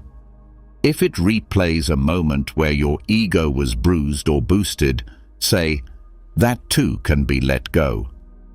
These responses are not about shutting down the mind. They are about giving it a different task, one that supports silence over stimulation. As this habit deepens, you may begin to notice how many thoughts are based on proving, defending, or maintaining who you think you are. These thoughts are often disguised as planning or reflection, but they carry an urgency that is unnecessary before sleep. You don't need to prove anything at midnight. You don't need to be admired while your eyes are closed. Let that truth be freeing. This process also helps dismantle comparison. The ego thrives when it sees itself through others, better, worse, above, behind. But none of that survives the night. In the dark, you are simply a being in need of rest. And when comparison fades, compassion grows. You no longer see people as mirrors for your worth. You see them as fellow travelers, equal in uncertainty, equal in longing, equal in sleep. To support this release, consider a practice the Stoics quietly embraced, reducing the self to its basic nature. You are a body needing recovery, a mind needing stillness, a soul needing peace. Everything else is extra, not unimportant, but not essential in this moment. If you can return to these basics before sleep, your nervous system will follow, because the body responds not only to breath and thought, but to identity. When you stop performing, it stops protecting. This kind of identity unclutching also prepares you for aging, change, and loss. When you practice letting go of who you were during the day, you become more flexible when life asks you to shift in bigger ways. You stop clinging to status as a source of security. You begin to locate peace in something that doesn't change with titles, roles, or reputation. And that inner stability becomes the ground you sleep on, not your mattress, but your state of mind. This habit is especially useful when dealing with transitions, retirement, job loss, shifting relationships, moments where your title dissolves. If your peace has always depended on your label, sleep becomes fragile. But if you've practiced releasing your identity nightly, these transitions become less frightening. You've already learned how to rest without the costume. Now you simply wear it less often. There is also a great gentleness in this practice, because when you let go of identity, you no longer judge yourself so harshly. The inner critic that says you didn't perform well enough is attached to an image. When the image dissolves, the judgment loses power. You don't need to be a perfect version of anything before resting. You only need to be honest, present, and willing to be human. One method for releasing identity is visualization. Before bed, close your eyes and mentally remove each layer: your job title, your role in relationships, your goals, even your preferences. See them fall away like garments. Beneath it all, what remains? Just awareness, just breath, just being. That is who sleeps. That is who you've always been, beneath all the layers. This space, this egoless presence, is not empty. It is full of clarity, humility, and peace. It is the part of you that isn't afraid of failure because it isn't chasing success. It isn't afraid of being misunderstood because it isn't grasping for approval. It simply is. And when that part of you lies down, sleep becomes effortless, because nothing is being held up, nothing is being protected, nothing is being projected. This doesn't mean you erase your ambition or your self-respect. It means you set them down for the night, like tools you use with care, but don't sleep with in your hands. You'll pick them up again in the morning, with less attachment and more wisdom. Over time, this kind of surrender changes how you live, not just how you sleep. You become less reactive, less defensive. You listen more, you push less, because you're no longer building your identity with every word and action. You're simply showing up fully, without needing to become anything. And that is what sleep asks of you above all else, to simply return to being. No performance, no posture, just presence. So now, as the lights dim and the world grows quiet, allow the identity you've worn all day to rest. You are not the version others see. You are not the expectations you carry. You are not your wins or your failures. You are here, breathing, resting. Enough. Let that be your final truth tonight. And sleep as the self you never had to earn. Once the ego has been set down, once the masks and names have been quietly removed, something rare begins to take shape. Simplicity. Not the simplicity of less clutter on a desk or fewer items on a to-do list, but the simplicity that comes when you are no longer performing for anyone, including yourself. In that moment of surrender, when you're no longer chasing identity or proving worth, your outer world finally begins to match the silence inside. But if the space you sleep in is filled with the same noise you've spent the entire evening dissolving, that calm cannot last. Your environment speaks to you whether you notice it or not, and the bedroom, though small and often overlooked, plays a crucial role in shaping your inner state. It either whispers peace or stirs up noise. Most people never question what surrounds them. They sleep surrounded by things that quietly reinforce pressure, visual reminders of status, success, expectations, and unfinished tasks. Even when the phone is off and the lights are low, the room still holds presence. That presence either softens you or tightens you. The Stoics understood this. While they didn't have modern bedrooms, they were deeply aware of the way external conditions influenced the mind. They believed in stripping away anything that fed comparison, envy, or pretense. Not because they hated comfort, but because they valued clarity. A Stoic monk's space was never about deprivation.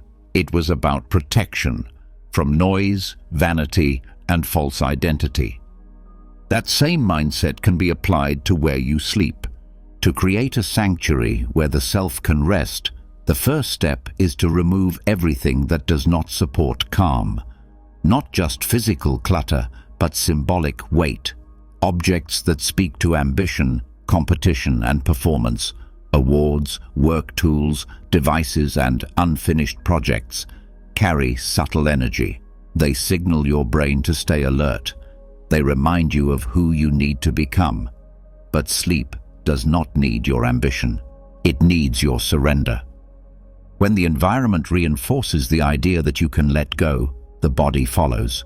It stops holding up the posture of doing and returns to being. Start by taking an honest look at the room you sleep in. What does it say about you? Does it reflect pressure or peace? Does it invite stillness or noise? Strip away anything that performs identity. The bedroom should not be a stage. It should be a cave, a quiet, humble place that holds you without requiring anything from you. That means fewer distractions, fewer signals to the mind that there's more to achieve. Even decoration must be considered. A space does not need to be empty to be Stoic. It needs to be aligned. Art that calms the mind, textures that soften the nervous system, colors that do not shout. There is room for beauty here, but not for status. The Stoic monk is not concerned with trends or approval. They seek environments that tell the truth. You need less than you think to feel whole. The bed itself becomes part of this truth. It is not meant to impress. It is meant to support. Comfort, yes, but not indulgence. Softness without excess. Quality without flash. When the space is honest, you become honest. When it is humble, you feel safe lowering your guard. Lighting plays a role as well. Harsh artificial light tells the brain to stay alert. A Stoic space embraces dusk. It mirrors the natural cycle, letting light fade with time. The dimming becomes a signal. The world is slowing. So can you. This gentle progression from brightness to darkness is not cosmetic. It is biological. It aligns your sleep with the world you belong to, not the world of screens and performance. Even sound must be reconsidered. Noise carries memory. If your room echoes with the buzz of devices, the distant hum of news or shows, your nervous system remains tethered to stimulation. Silence is not emptiness. It is space for breath to deepen. It is room for thought to dissolve. It is the soil where stillness can take root. If complete silence feels unsettling, choose sounds that come from nature. Water, wind, or distant birdsong. These remind the body of something it once knew deeply, the rhythm of life without effort. Scent also shapes how the brain relaxes. It is one of the fastest ways to affect emotion. A bedroom filled with synthetic smells or harsh cleansers sends the wrong message. Gentle, natural scents, cedarwood, lavender, frankincense, do not distract. They ground. They tell the body, you are safe now. And in safety, you release. Not just muscle tension, but mental grip. This space crafted with care and attention, becomes more than a room. It becomes a companion to your practice. Every night, it reinforces what your mind is learning. You do not need to hold on so tightly. You do not need to be impressive. You do not need to be seen. Here, you can let go. It is also important to establish boundaries within this space. The bedroom must be protected from the habits of performance. That means no work, no email, no news scrolls, no social mirrors. These behaviors signal that your attention is still required outside yourself. But the Stoic monk knows the day has ended.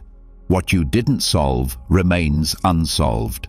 What is unresolved will still be there. But this room is not for solving. It is for dissolving. Clothing too plays a role. What you wear to bed should reflect ease, soft, simple, unbranded. Not because appearance is wrong, but because this is not the time for presentation. The more you remove layers of identity, even in what covers your skin, the easier it becomes to remember who you are without roles. Even the arrangement of your sleeping space can influence how you sleep. A room that faces light, noise, or traffic may carry more alertness than one that sits quietly in a darker corner. The positioning of your bed, the direction your body faces, the presence of windows, all contribute to how deeply you allow yourself to rest. While preferences differ, the principle remains. Arrange your space to support withdrawal, not stimulation. Every object in the room should answer one question. Does this support stillness? If it doesn't, remove it. This isn't about minimalism for aesthetics. It's about precision of purpose. Your bedroom should feel like a shelter, not from danger, but from demand. A place where nothing is asked of you, where presence is enough. Over time, the effect of this space builds. Your body starts to associate the room with peace. The nervous system learns, when I enter here, I can exhale. This association grows stronger with repetition. Soon, just stepping into the space begins the descent into rest. This environment also trains your mind to know that rest is not a luxury, it is a discipline. And discipline, when rooted in wisdom, is freedom. You do not need more things to sleep better. You need fewer messages pulling your attention in 1,000 directions.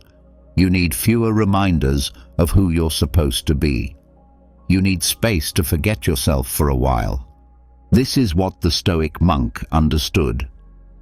That rest is sacred not because it is pleasurable, but because it is necessary. A mind that never detaches cannot remain clear.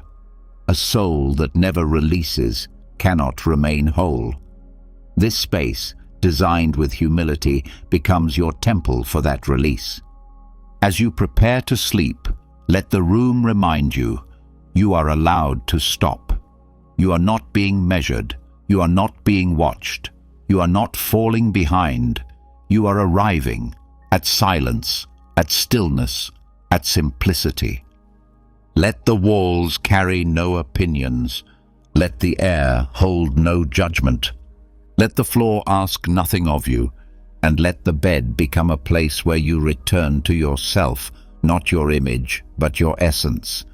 Because when the space becomes honest, you become free. And when you are free, sleep comes quietly, not as a reward, but as a return.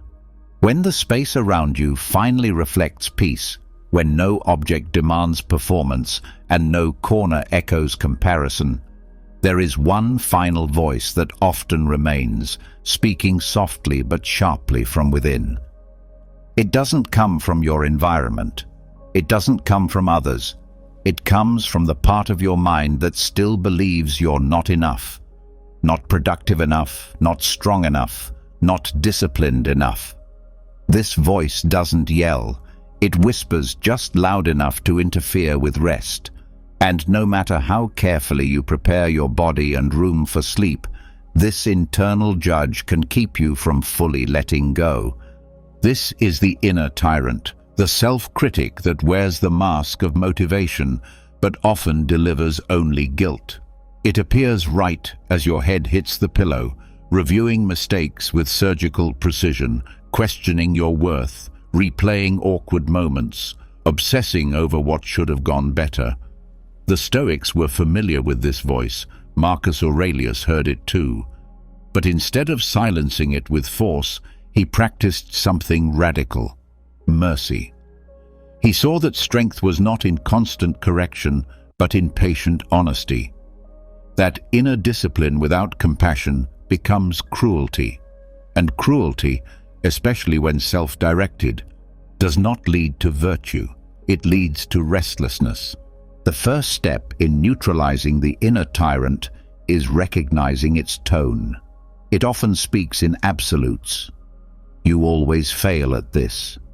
You never get it right. You should be better by now. These phrases pretend to help, but actually wound. They sound like clarity, but they lack balance. The Stoic mind responds by stepping back and asking, is this true? More importantly, is this useful? The truth, as Marcus taught, must be paired with fairness. You cannot grow under the weight of a hammer. You need space to reflect without punishment. When the critic surfaces, the response isn't to argue, it's to redirect the conversation. Begin by stating what did go well, not as denial, but as balance.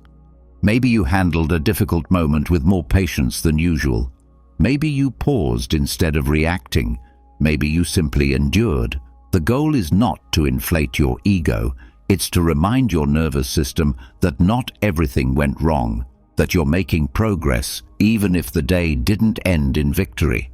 Marcus often returned to the idea that we are all learning and that judgment should never come before understanding. So instead of scolding yourself, begin asking better questions. What was I feeling in that moment? What was I afraid of? What did I misunderstand? These questions open space for awareness, not attack. And awareness allows growth. Criticism without awareness is noise. Awareness without shame becomes power. This approach doesn't mean you ignore faults. It means you observe them with maturity. If you spoke unkindly, acknowledge it. If you wasted time, admit it. But stop turning every slip into a story about your character. You are not your worst moment. You are not the version of yourself that showed up under stress. You are the one reflecting now, the one who seeks clarity, integrity, and rest. That person is not weak. That person is becoming wise. Another Stoic principle that helps disarm the inner tyrant is the understanding of nature. Marcus wrote that human beings are meant to make mistakes, that no one is exempt from moments of weakness. Even the wisest stumble. So when your mind begins to replay a failure, remind yourself, this is part of the process. You are not broken. You are in motion. This mindset invites you to speak to yourself the way a good mentor would. Firm, yes, but kind. Honest, but never cruel. You don't need to wait until you're perfect to give yourself peace. In fact, peace is what allows correction to take root. When the soil is too hard, nothing grows. But when it's softened with mercy, you can plant new habits without fear. This softness also allows for rest. Because most insomnia driven by self-judgment doesn't come from physical discomfort. It comes from mental friction. You are resisting yourself, arguing with your past, worrying about your worth. These thoughts keep adrenaline in your bloodstream and tension in your body. But when you speak to yourself with calm, the body listens, the shoulders drop, the breath deepens, the mind stops racing. Sleep becomes possible again, not as escape, but as recovery. A helpful tool is a nightly reflection practice rooted in non-judgment. Sit for a few minutes and review the day through this question. Where did I do my best, even if it wasn't enough? That lens cuts through shame and reveals effort, and effort, even when imperfect, deserves acknowledgement. The Stoics never demanded perfection, they sought virtue, and virtue is built slowly with patience, correction, and compassion. Another way to practice this is through written language. Write a short note to yourself as if you were writing to someone you care about. Express your concerns, your regrets, but also your intentions. End the note with a phrase that allows closure, something like, "That is enough for today." This simple act can shift your mental state. You stop internalizing failure and begin transitioning to rest. Marcus Aurelius reminded himself often that he was not his thoughts, that they came and went like wind. You can apply this at night by watching the inner critic without reacting to it. Say, "That's one opinion," or "That's not helpful right now." Then return to the breath, not to escape, but to anchor. Anchoring is different from avoiding. Avoidance pushes the critic away. Anchoring allows it to pass without engagement. It's also important to notice when the inner critic is repeating voices you've heard before. Often, it is not your true voice. It's the echo of a parent, a teacher, a culture. You internalized it so young, it feels like truth. But when examined, it falls apart. You are not obligated to believe every harsh word your mind speaks. You can question it, and in doing so, you create space for your own voice, a voice that wants to grow, not shrink. Mercy is not laziness. It's a higher form of discipline. It requires more strength to meet yourself without attack than it does to stay trapped in cycles of guilt. When you learn to hold your flaws without flinching, you become stable. That stability doesn't remove mistakes, it removes shame. And without shame, there is room for real change. This kind of internal gentleness also influences how you treat others. When you stop punishing yourself for every flaw, you stop expecting others to be flawless. You become less reactive, less bitter, more understanding. Your relationships improve not because people change, but because your judgment softens. That softening begins inside. At night, this internal climate becomes the atmosphere of your sleep. If your mind is still hostile, the body stays on edge. But if your inner tone is patient and kind, the body begins to trust. It no longer braces for correction. It releases. It breathes fully. And rest becomes not just possible, but natural.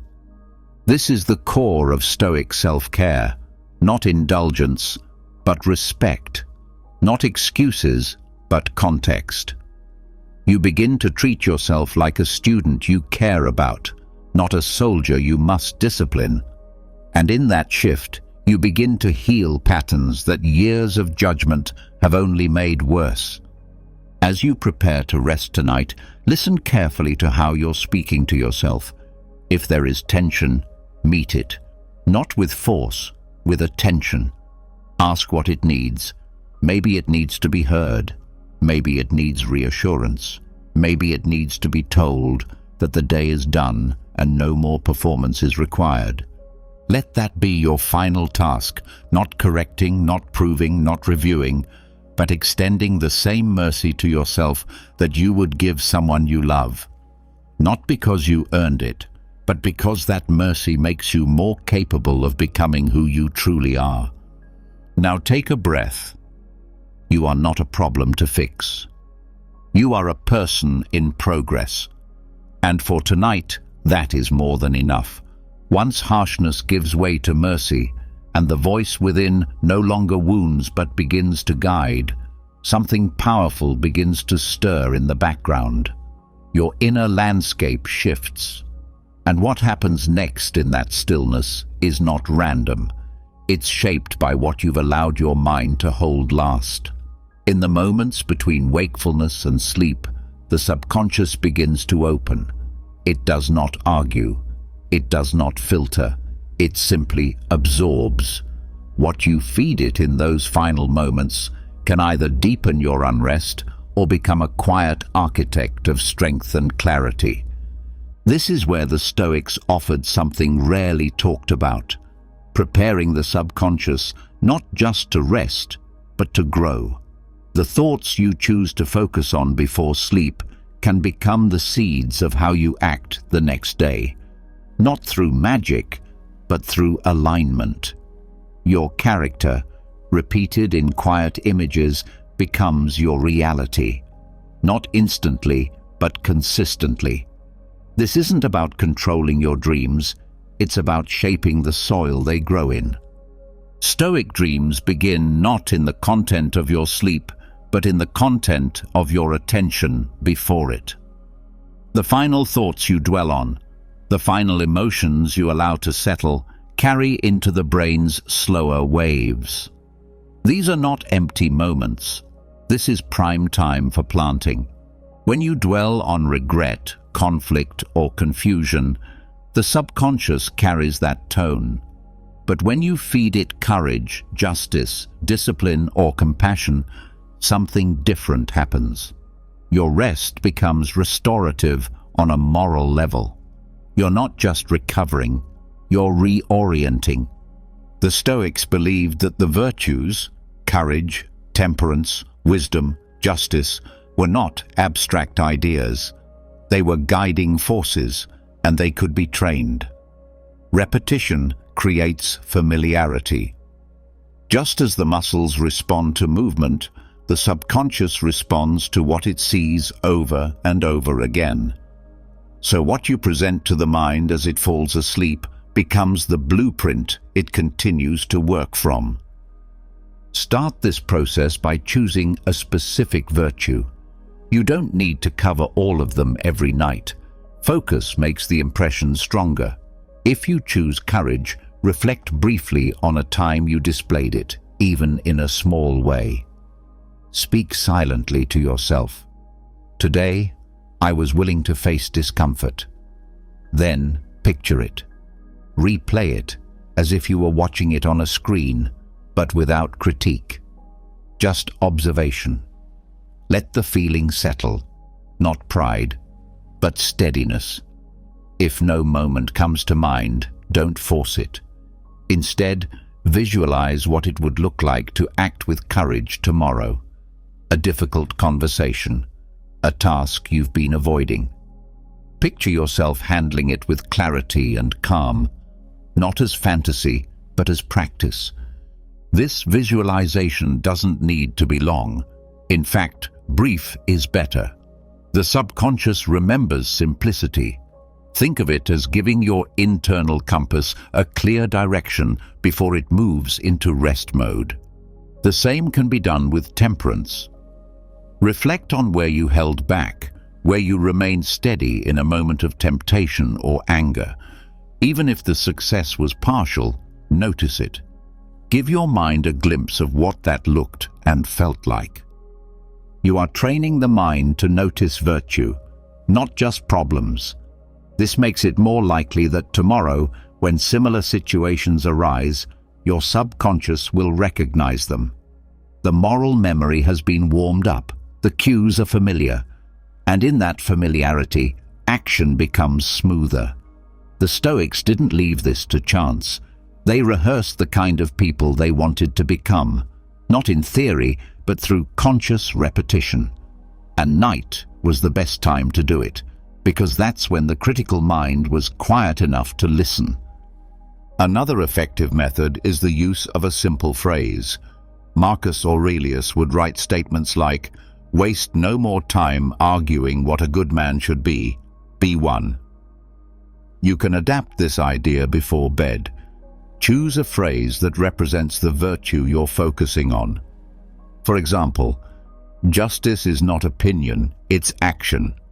Or, discipline is choosing what matters over what's easy. Repeat it slowly, gently. Let it echo without effort. This is not a chant. It's a message sent to the part of you that shapes behavior without noise.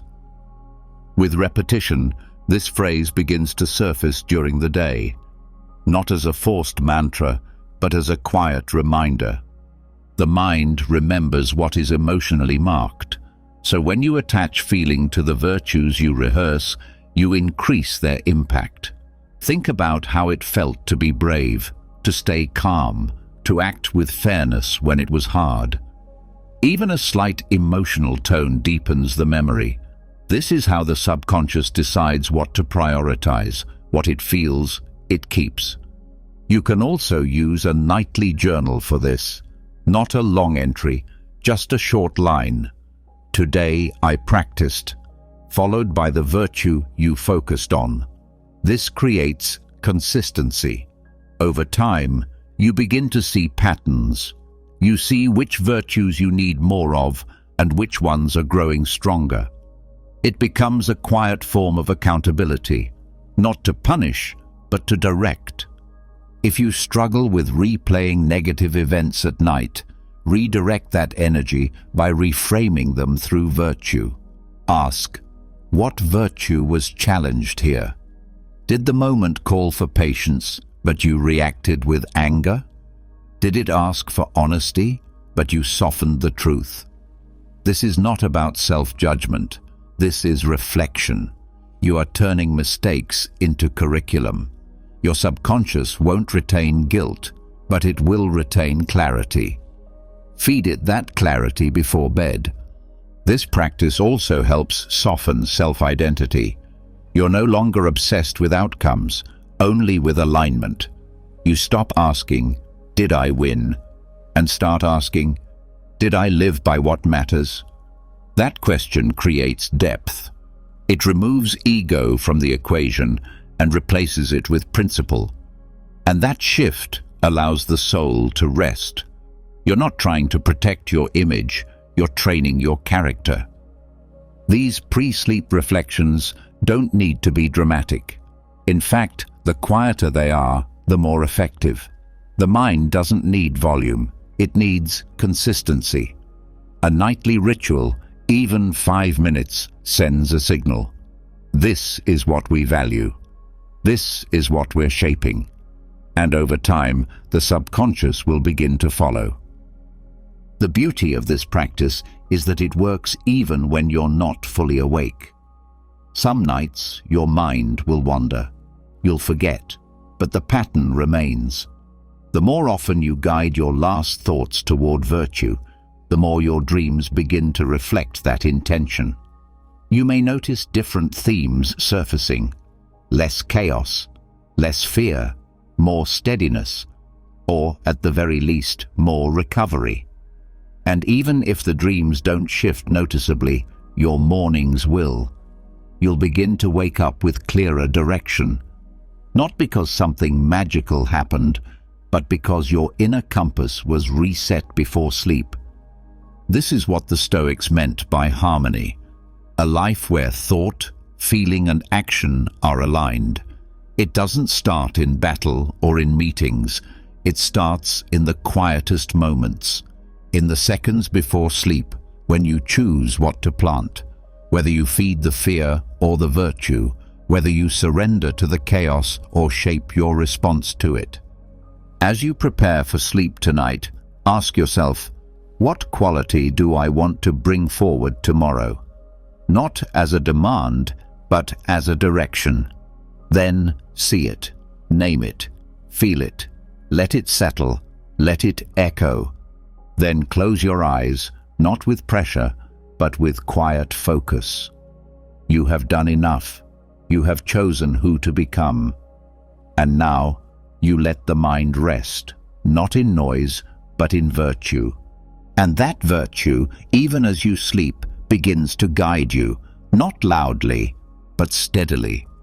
When the final thoughts before sleep have been shaped with clarity and virtue, When the subconscious has been gently guided toward courage, honesty, and discipline, there remains one final, often overlooked terrain: what to do when the night turns against you. Sleep is not always peaceful. Even the most prepared mind can encounter restlessness, troubling dreams, or sudden awakenings. What determines your peace is not whether these things happen, but how well your mind is trained to meet them. Most people treat dreams like passive entertainment, but for the Stoic, the night, like the day, is another arena for growth. Marcus Aurelius reminded himself constantly that life would not go smoothly, that disappointment, loss, and fear would always have a place. He didn't say this with bitterness. He said it with resolve, because preparing for difficulty was not pessimism, it was protection. He practiced what the Stoics called premeditatio malorum, the premeditation of evils, the mental rehearsal of adversity, not to scare the mind, but to strengthen it. Most people go to bed hoping for a perfect sleep. That hope often creates the opposite: more tension, more resistance. And when the night brings an unwanted thought, a disturbing dream, or a 3 a.m. worry spiral, the untrained mind begins to panic. It resists what is happening. That resistance builds adrenaline. The body wakes up, the thoughts get louder, sleep dissolves. But what if you went to sleep expecting at times discomfort, not fearing it, but practicing for it? The mind can be conditioned just like the body, and this conditioning doesn't need hours of preparation, it needs intention. You can build nighttime resilience by rehearsing difficulty before it appears, just a few minutes before sleep. A mental scan of possible disturbances, not to dread them, but to familiarize yourself with them. The Stoics didn't believe in surprise, they believed in readiness. You begin this process by selecting a discomfort that often visits you at night. It could be anxiety, guilt, or fear of the unknown. Do not push it away. Face it. Let the thought rise. Then ask, what would I do if this visited me tonight? What would I think? How would I breathe? What would I tell myself? You are walking through the fear, not being controlled by it. This is rehearsal, not in panic, but in calm. The brain responds to this type of exercise. When a scenario is imagined repeatedly in a state of control, the nervous system rewires. The same fear that once triggered chaos now meets familiarity. Your brain says, we've been here before, we have a path. That path creates a new pattern, less tension, more stillness. Even if the discomfort still comes, it no longer startles, and without that surprise, it loses power. This practice also changes how you view waking up at night. Most people see it as failure, a disruption. But the Stoic sees it as another training ground. Waking at 2 a.m. with a racing mind becomes an opportunity to return to composure. You are not being tested, you are being reminded that even in half sleep, you can apply the same calm you practiced in the day. You are not helpless in the dark. You are not lost just because you're tired. You're simply in a different room with the same tools. Even nightmares can be reframed this way. The Stoics didn't try to avoid fear. They studied it. They stepped into it during waking hours so it wouldn't control them when they were vulnerable. If a dark dream visits you, reflect on it not as something trying to hurt you, but something trying to show you where you still carry fear. Ask, what emotion did that dream expose? Was it loss, shame, weakness? Let it teach you. Let it reveal the places that still need peace. This is what it means to build nighttime resilience. To train your mind not to expect comfort, but to expect adaptability. You stop chasing perfect sleep. You chase preparedness. You go to bed not hoping nothing goes wrong, but confident you'll handle it when it does. That shift gives you control, not over the night, but over your reaction. There's also a deep humility in this practice. You acknowledge that you cannot command your sleep, that the subconscious is vast and not always predictable. But you do not fear it. You respect it. You meet it with readiness. That readiness says to the darker parts of the mind, "You are welcome. I do not fear you. I do not resist you. I am prepared to listen, to breathe, and to return to stillness." To make this practical, develop a short nightly mental exercise. Close your eyes and say quietly to yourself, "If I wake tonight, I will breathe. I will not judge. I will observe and return." This sentence becomes a kind of anchor. You're not bracing for suffering, you're rehearsing calm. You can add short visualizations too. Picture yourself waking in the dark, sitting calmly, breathing, then lying back down. The body begins to understand this as a routine, not a threat. This also helps dissolve the fear of lost sleep. Many people stay anxious at night, not because they're awake, but because they're worried about what that wakefulness will cost them. What if I'm exhausted tomorrow? What if I can't function? These thoughts are more damaging than the wakefulness itself. But when you have trained for the possibility, they hold less power. You tell yourself, "I've prepared for this. I can function with less sleep. I've done it before. I'll do it again." This mindset shifts you from victim to participant. You're not being carried by the night. You're engaging with it. You're shaping your role inside it. You're not avoiding discomfort. You're dancing with it. And in that dance, fear shrinks. You stop exaggerating the impact of imperfection. You stop catastrophizing lost hours. You stop needing sleep to go a certain way in order to feel whole. The beauty of premeditatio malorum is that it applies just as much to sleep as it does to daily life. By rehearsing misfortune before it comes, you rob it of its surprise. By expecting discomfort, you remain calm when it arrives. And that calm, more than anything else, supports your healing. Because when fear is gone, sleep, real sleep, can finally begin. You can also carry this into how you speak to yourself.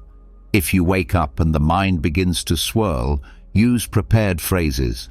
"I expected this. This is not new. I have the strength to remain still."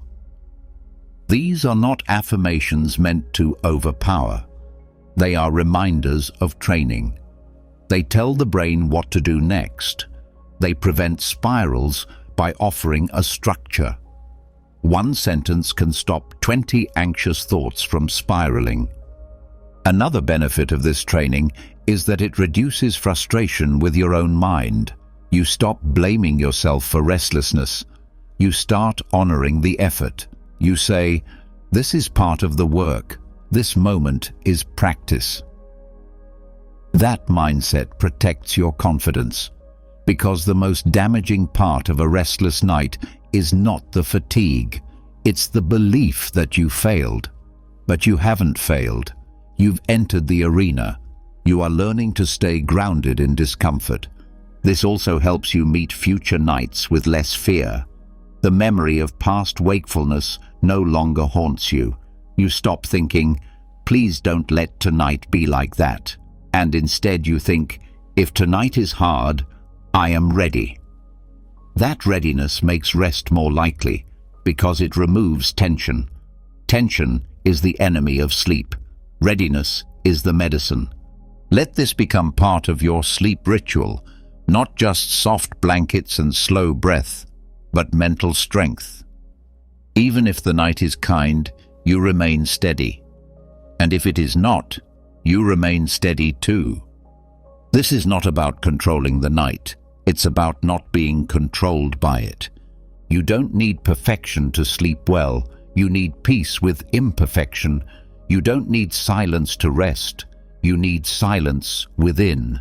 And that silence is built through preparation. So tonight, before you close your eyes, do not beg for ease. Prepare for the test. Walk yourself through the fear. Step into the dark, not with dread, but with readiness, because you are no longer waiting for peace. You are becoming it. Even after training the mind to meet discomfort with calm, even after turning wakefulness into practice and nighttime into preparation, there is still a deeper edge that remains, the space where control no longer reaches. It is the edge of awareness, the place where thought dissolves and you no longer know where you are, who you are, or how long you've been gone. This moment arrives every night, silently, and most people cross it without ever looking at it directly. But the Stoics looked. They faced it. They welcomed it. Because to them, sleep wasn't just rest. It was rehearsal. It was a way to make peace with the one certainty none of us can outrun. Sleep and death were deeply linked in Stoic thought, not in a grim or dark way, but in a clarifying one. The daily act of lying down, releasing control, surrendering thought, and trusting the body to drift into stillness was more than routine. It was spiritual training. Every night you fall asleep, you practice the art of letting go, of saying, "I don't need to finish everything. I don't need to know what comes next. I allow myself to leave without fear." Marcus Aurelius often reminded himself that each day could be his last, not to depress himself, but to sharpen his awareness, to remind his soul to live fully and detach gently. This wasn't about obsessing over death. It was about removing its sting. If you can practice its shape each night, you no longer fear its arrival. You recognize the rhythm. You've rehearsed the posture. You've already let go, over and over, without struggle. When you begin seeing sleep this way, something inside you shifts. You stop fighting to stay in control. You stop needing to know how long it will take to drift off or what dreams will come. You lie down with the knowledge that you may not return. And in that honesty, peace becomes real. Not the peace that comes from comfort, but the peace that comes from surrender. This way of sleeping changes how you relate to time. You no longer treat the end of the day as a deadline or a problem to solve. You see it as a conclusion, a sacred one, a line drawn not out of fatigue, but out of understanding. That nothing more is owed from you tonight. That if you don't wake, you ended well. And ending well is the true measure of peace. You take stock of the day, not just in tasks, but in presence. Did you love with clarity? Did you speak with truth? Did you honor your body, your values, your relationships? If so, you have earned your rest. If not, you name the gap and release the judgment. Because sleep is not a courtroom, it's a temple. The practice becomes powerful when you no longer require certainty to find calm. Sleep is uncertain. It always was. You release your grip on consciousness. You leave the known. And yet you do it every night. With enough practice, this surrender becomes not frightening, but natural. You remember that your deepest rest comes from giving up, not fighting harder. This reframing also changes your relationship with the body. In death, the body remains still. In sleep, it rehearses that stillness. But when the mind is calm, that stillness isn't disturbing. It's sacred. You lie down not in fear of absence, but in celebration of the day's completeness. The hands are no longer needed. The voice is no longer needed. Thought dissolves. Only awareness remains, just for a moment, before even that lets go. This is not something to fear, it's something to practice. Each time you surrender with grace, you prepare yourself not only for a better night, but for a fuller life. Because the fear of death doesn't just haunt the final moment, it colors everything we do. It makes us rush, it makes us grasp. But when you meet it each night without panic, it begins to fade. The grip loosens. You begin to live lighter, not careless, but less afraid. The Stoics were not obsessed with dying. They were devoted to living in alignment with truth. And the truth is, each day ends. Each life ends. But that doesn't make the experience tragic. It makes it urgent. It gives weight to your choices. It makes the act of sleeping not a pause, but a ritual. One that says, I've done what I could. I've faced what I must. I've let go of what I cannot hold. And now I enter the unknown with peace. That unknown is not empty. It is spacious. It is the same space from which your best ideas arise. The place where healing begins. The place where memory reorganizes and emotions soften. Sleep, like death, is not an ending. It is a return to stillness, to silence, to something beyond language. To embrace this idea fully, develop a practice of gentle detachment as you prepare for bed. Reflect briefly. If this is my last night, how do I want to meet it? Not with panic, not with perfection, just with presence. Let that thought strip away the need for more. Let it soften the tension around what you didn't finish. And then breathe. Say silently to yourself, if I wake, I begin again. If I don't, I've already arrived. This is not a final statement. It's a doorway into peace. It frees you from needing to achieve rest. It returns you to your essence, not your role, not your image, not your fears. Just presence, resting in nothingness. With repetition, this mindset rewires your relationship with sleep. You stop seeing it as a problem to solve. You stop clinging to dreams as escapes, or measuring your rest by how fast it comes. You see it as practice, as preparation, as reverence, and this reverence transforms your nights. You no longer dread the dark. You welcome it. You no longer fear unconsciousness. You respect it. You no longer panic when thoughts rise. You let them pass, because none of it threatens you. You've already given yourself permission to go. This also prepares you for more than sleep. It prepares you for illness, for aging, for moments when the body falters, when clarity fades, when plans fall apart. If you've practiced letting go each night, these larger moments do not feel unfamiliar. You know the shape of surrender. You know how to bow your head, not in defeat, but in dignity. And over time, this kind of spiritual preparation builds a quiet strength, a kind of invisible support that carries into your days. You live more fully, you love more deeply, you speak more truthfully, because you're no longer pretending time is endless. You're living from the knowledge that this moment matters and that it is enough.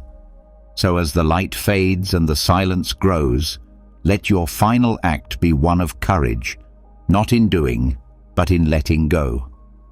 Say goodbye to the day without clinging. Say goodbye to the self without resistance.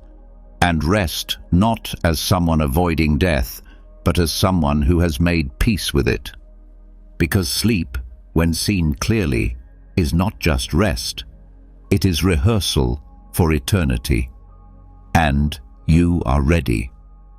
Once you've laid down in acceptance of impermanence, when the fear of endings is no longer a threat but a companion you've learned to walk with, there is one more burden that can still follow you into sleep.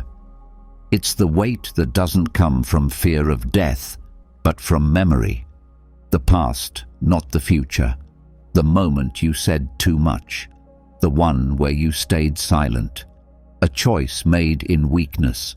A habit repeated despite good intentions. Guilt, shame, and self-directed anger can linger beneath even the most peaceful rituals, and if they aren't handled with care, they will surface in the dark, quietly interrupting rest without warning. This is why the Stoics practiced nightly forgiveness, not as softness, but as responsibility. They understood that guilt, if unprocessed, becomes corrosion. It doesn't make you better. It makes you stuck. It clouds the mind, tenses the body, and poisons the hours meant for healing. But when approached with clarity, regret can become a tool. Not something to escape, but something to clean. That cleaning is not emotional indulgence. It is mental hygiene, and it must be practiced regularly. The Stoic method for releasing guilt rests on 3 pillars: responsibility, learning, and letting go. These are not steps to be rushed. They are conditions to be met, one at a time, with sincerity. Taken together, they create the emotional framework for rest that isn't shallow but real. The first step is responsibility. It begins by facing the discomfort. This requires honesty, not general guilt, but precision. What action caused harm? What words carried weight you didn't intend? What moment today made your conscience speak? The point is not to wallow, but to name. Without naming, the mind can't release. So you name it. You say, "I was impatient," or "I avoided something difficult," or "I failed to listen," and you say it without excuse. But responsibility, in Stoic terms, never meant self-punishment. The Stoics believed that ownership is a form of strength, that you can claim your part without confusing it for your identity. You are not your worst moment. You are not the mistake. You are the one reflecting. That is who you are now. Once the event has been named and the responsibility claimed, you shift into the second principle: learning. Here is where judgment transforms into value. You ask not, "Why did I do that?" but, "What belief was I following when I acted this way?" Were you reacting out of fear? Were you chasing validation? Were you trying to control something outside your influence? This step demands reflection without emotion. You are investigating your own system of thought.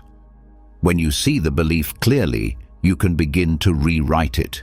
Not with guilt, but with reason. For example, if you reacted with anger, ask, "What was I trying to protect?" If it was pride, then next time you'll watch for that tension. If it was fear of being wrong, then next time you'll notice the reflex. This is the foundation of Stoic self-improvement. Every mistake is a mirror, if you're willing to look. Now comes the final pillar: letting go. This step is the one most people resist. They think that if they let go of guilt, they're letting go of accountability. That if they forgive themselves, they're justifying the harm. But this is misunderstanding. Letting go is not forgetting. It is releasing the emotional weight after the learning is complete. It is saying, "I will not carry this into sleep because I have already taken what I needed from it." This release is critical. Without it, the mind loops. It circles the same memory, hoping it will change, but it won't. Only your posture toward it can change, and when it does, the loop breaks. You tell yourself, "This happened. I faced it. I've learned. Now it's time to rest." That line, repeated with calm conviction, creates closure. The nervous system softens. The guilt, no longer spinning, fades, and space opens for stillness. To support this process, build a short nightly ritual. Find a quiet place. Sit or lie down. Then, with closed eyes, review the day through this lens. Where did I fall short of who I want to be? Choose 1 or 2 moments. Then speak through each of the 3 principles. Name what happened. Take ownership. Identify the root belief. And finally, state your release. Not as a trick, but as a choice. I will not carry this into tomorrow. Over time, this process becomes faster, not because it's less sincere, but because the mind becomes trained. It learns to move through these steps automatically. You stop avoiding your flaws because you know how to meet them. You stop fearing reflection because you've built a method that brings clarity, not shame. And that clarity leads to peace. This method also prevents emotional buildup. When you release guilt each night, it doesn't accumulate. You don't reach a breaking point. You don't explode over minor triggers. You remain even. You become more responsive and less reactive. This isn't just for you, it helps your relationships. You begin to approach others with the same mercy you've practiced with yourself. You stop holding grudges. You stop needing apologies before you forgive. Because you know how powerful it is to be released from a burden. Even the body benefits. Guilt held in the mind lives in the body as tension, clenched jaws, tight shoulders, shallow breath. But when guilt is addressed, not avoided, the body receives the message: we are safe. The breath slows, muscles relax, the stress hormones drop. This is not theory, it's physiology. Forgiveness is a biological act. This practice also changes your view of discipline. Most people think discipline means pushing harder, but real discipline includes rest. It includes knowing when to stop thinking, when to say, enough, when to declare a chapter closed. You cannot build strength on shame. You build it on truth, and truth only becomes wisdom when it's held with mercy. Mercy doesn't mean pretending. It means acknowledging limits. It means understanding that mistakes are baked into the structure of growth. The Stoics didn't try to eliminate all fault. They tried to respond to it wisely. They didn't seek perfection. They sought alignment.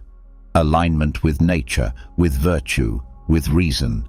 And reason says, when the lesson is learned, the emotion can be released. To fully release guilt, use your breath. As you complete your reflection, breathe in slowly and say to yourself, I see it clearly. Breathe out and say, I release it completely. This physical ritual embeds the mental choice. Over time, your body associates the exhale with relief. You begin to condition yourself not only to reflect, but to recover. This creates a powerful new baseline.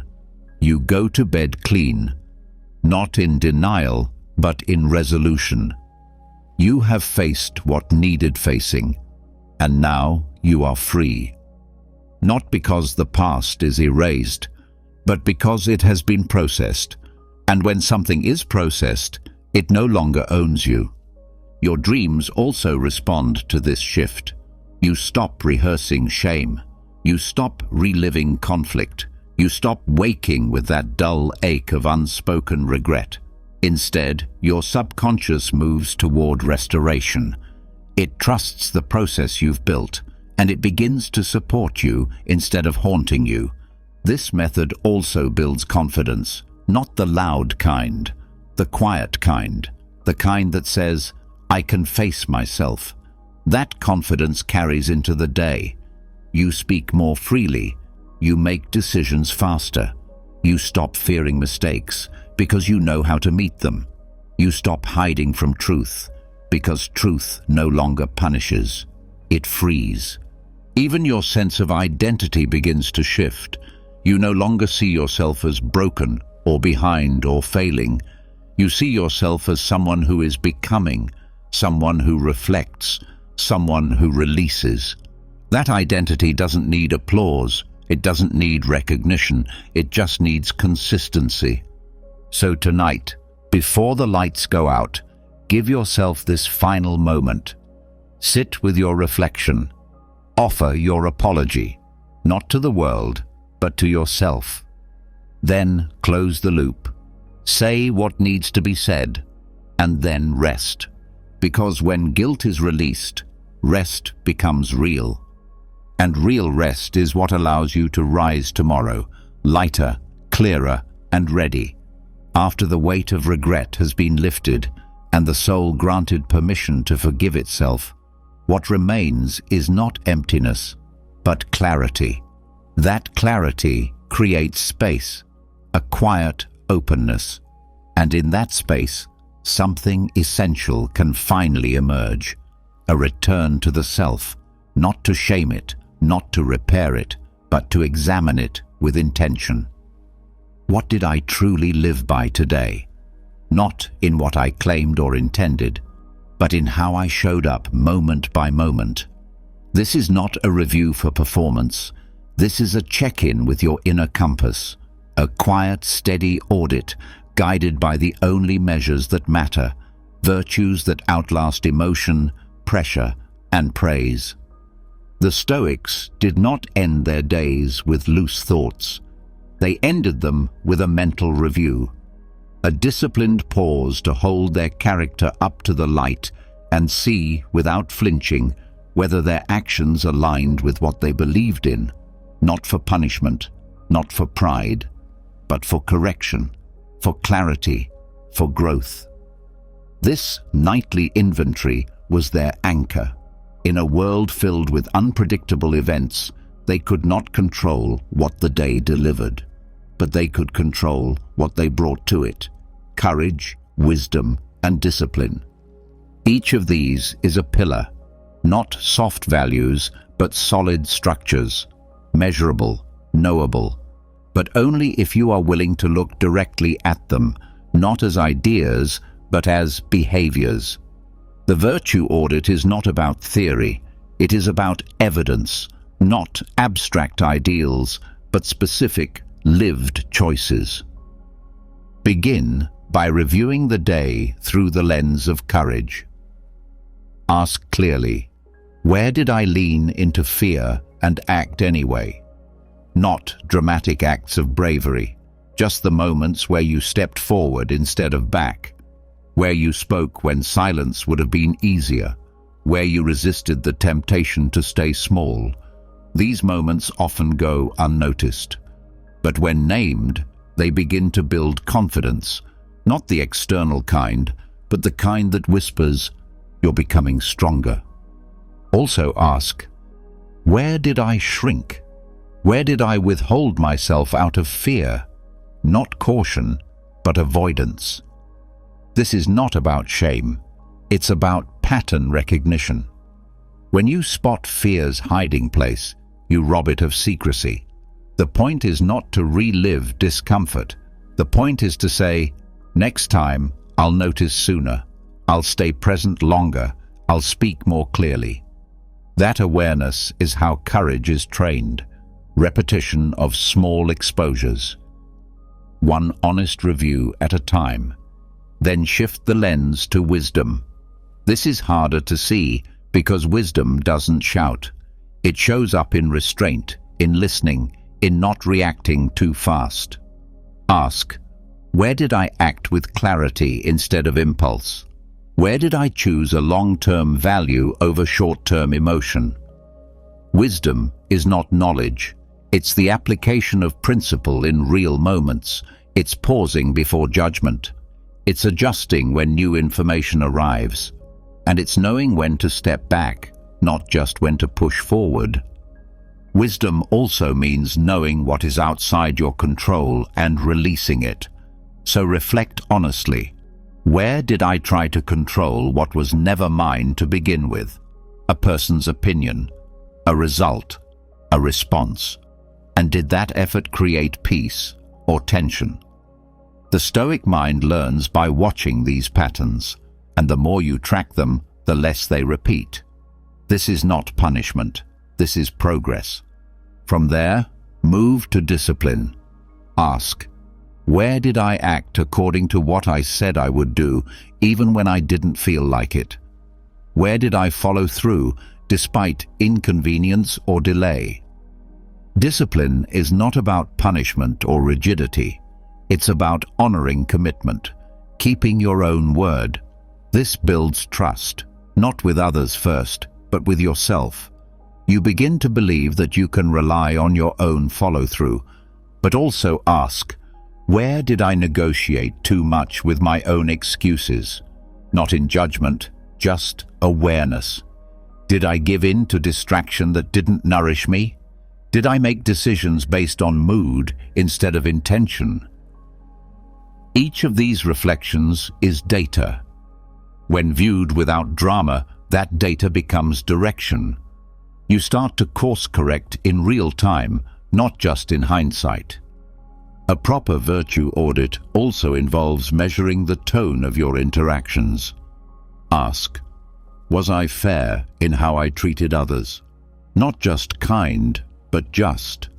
Did I let someone speak without interruption? Did I check my assumptions before reacting? These are signs of inner balance, and inner balance is what virtue ultimately produces, not control over others, but stability within the self. The key to this practice is consistency.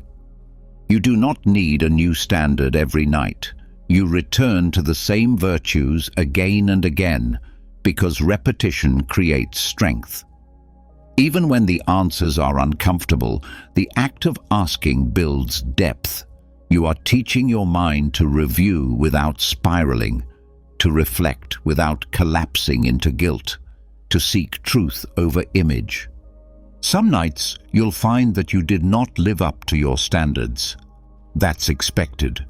The audit is not a celebration of perfection. It is a celebration of honesty. You are not rewarded for being flawless. You are rewarded for being willing to look, to learn, and to adjust. This review also prevents moral drift. The world does not often reward virtue in the short term. It rewards speed, appearance, convenience. Without conscious review, you slowly bend. You begin to measure success by reaction, not integrity. But when you reflect every night through the same lens, you remain centered. You know who you are becoming. You are less likely to be shaken by praise or blame. You can support this practice by writing a short log. Just 3 sentences, 1 for courage, 1 for wisdom, 1 for discipline. Not stories, not analysis, just a brief record. With time, patterns appear. You notice your cycles. You learn what strengthens you. You also become gentler with yourself. Not because you're less responsible, but because you understand your nature more deeply. The goal is not to finish each night feeling victorious. The goal is to finish grounded, not wondering how others saw you, but knowing how you saw yourself. This clarity improves your choices. It quiets your fears, and it brings rest, not because everything is resolved, but because your direction is known. If your mind resists this review, if it says it's too tired or that it doesn't matter, that is the exact moment when the review matters most. The unexamined day becomes the repeated mistake, but the examined day, even when painful, becomes wisdom, and wisdom is the only real guide worth following. This nightly audit is not a list of rules. It is a returning to yourself, to your values, to what remains when everything else fades. The world may judge success by numbers, but the Stoic measures success by character, and character is built one review at a time. So as you lie in bed tonight, ask without fear, was I brave today? Did I think clearly? Did I act with intention? Let your answers come. Let them be incomplete. Let them be honest. Then sleep, not as someone avoiding reflection, but as someone who has done the work. Because that work is what makes rest real, and that rest is what prepares you for tomorrow, with sharper eyes, a steadier step, and a cleaner heart. Once you've examined your actions through the lens of courage, wisdom, and discipline, when your conscience is clear and your character affirmed or corrected, there is one more attachment that must be addressed before true rest can begin. It is not emotional, it is not moral, it is physical. It is the subtle grip of comfort, the quiet dependency on external conditions to determine whether you feel safe, peaceful, or capable of rest. And while it may seem harmless, this dependency has deep roots. The Stoics warned against it often. They knew that if your peace depends on your environment, you are not yet free. This attachment shows up in small ways: a bed too firm, a room too warm, a strange pillow, a background noise, a delay in routine. These minor inconveniences become major distractions when comfort is mistaken for necessity. But comfort is a luxury, not a foundation. When treated as a requirement, it begins to erode resilience. You start to believe that you need a certain setup to feel okay. You begin to wait for conditions to be ideal. And the moment they aren't, you suffer, not because the situation is truly unbearable, but because your expectation has been violated. The Stoics saw this trap clearly. They trained themselves not only in mental toughness, but in physical neutrality. Epictetus, born a slave, slept in harsh places. He did not seek out pain, but he refused to believe that lack of comfort was suffering.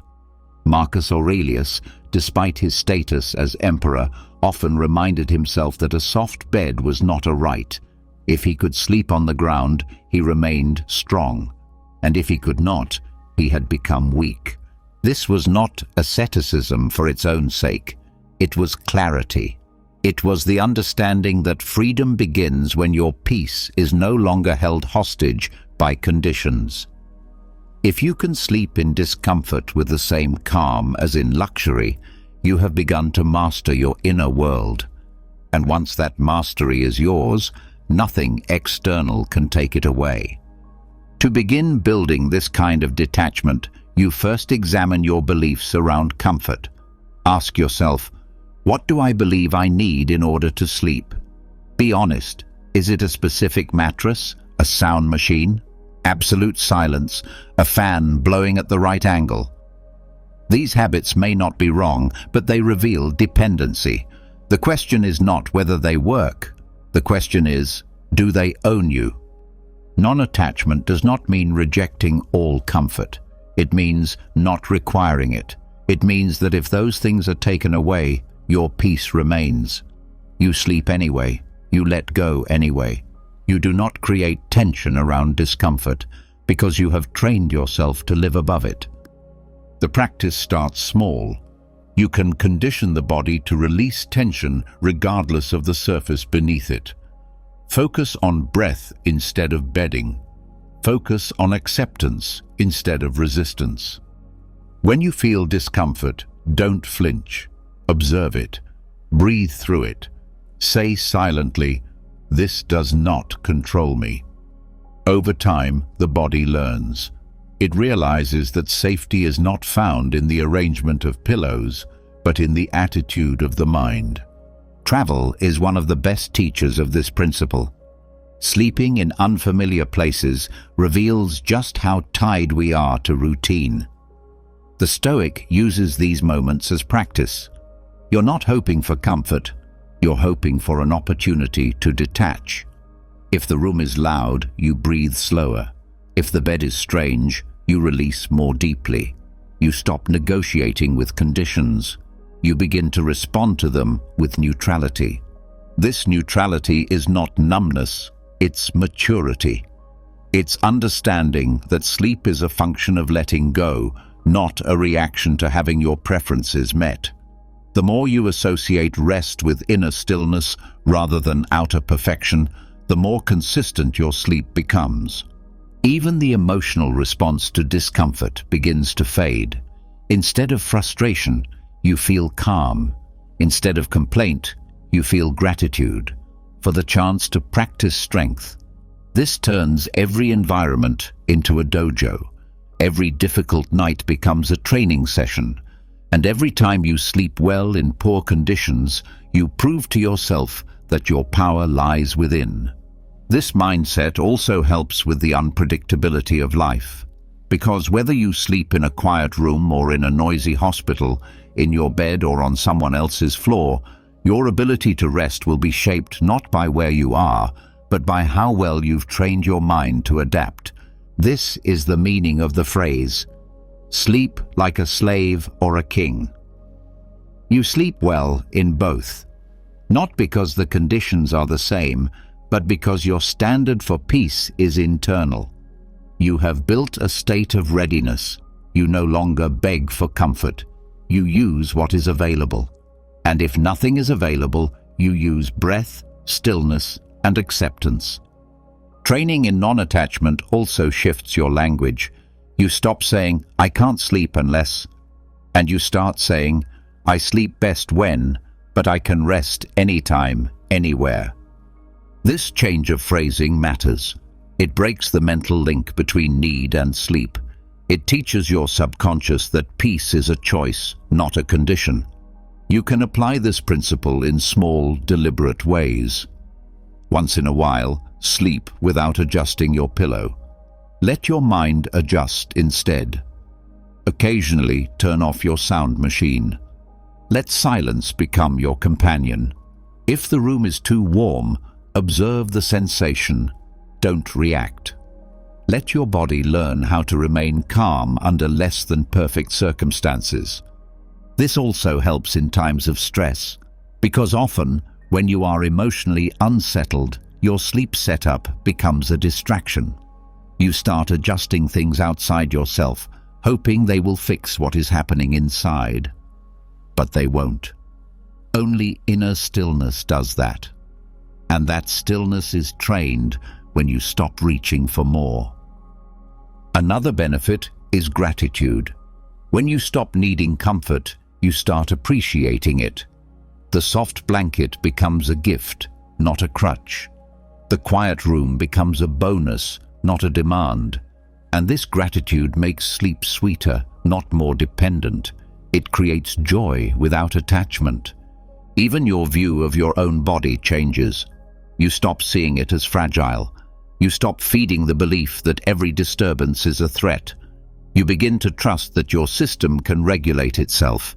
You begin to understand that rest is natural, not something that must be engineered to perfection, but something that happens when the mind steps back. This principle even extends beyond sleep. In life, you stop reacting to inconvenience. You stop believing that a small discomfort has the power to ruin your peace, because you have trained yourself in the night to respond with stillness. And that stillness doesn't vanish when the sun rises. It becomes part of your rhythm. So tonight, let your bed be simple. Let your body lie wherever it must. Let the room be what it is. Stop fixing. Stop adjusting. Stop chasing comfort like it owes you rest. Instead, meet whatever the night brings with calm. Breathe. Let the surface be firm. Let the air be warm. Let the sounds come. None of it is more powerful than your mind. Say silently, "I sleep in stillness, not in comfort." Say, "Nothing external is needed for my peace." Say, "Tonight I sleep like a king or a slave. It makes no difference." And then rest. Not because everything is perfect, but because you are finally free. After training the body and mind to release their grip on external comfort, after proving to yourself that rest is not earned through softness, but through surrender, what remains to be faced is the hour itself.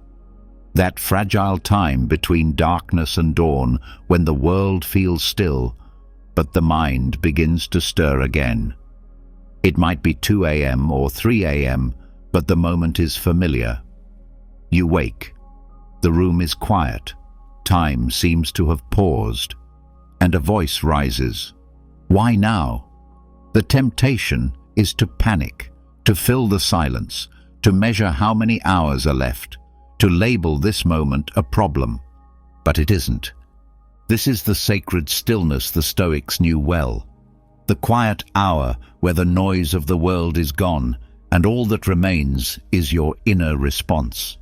It is not a punishment, it is a visit. And whether or not you fall back to sleep quickly, the quality of your wakefulness matters. You are not helpless in these moments. You are not broken because you woke. You are simply invited, again, to practice awareness, to return to presence, to learn the deepest form of rest, which has nothing to do with unconsciousness and everything to do with acceptance. The body waking at this hour is not always a sign of imbalance. It may be processing, adjusting, healing. What makes the hour feel unbearable is not the waking itself, but the mental reaction to it.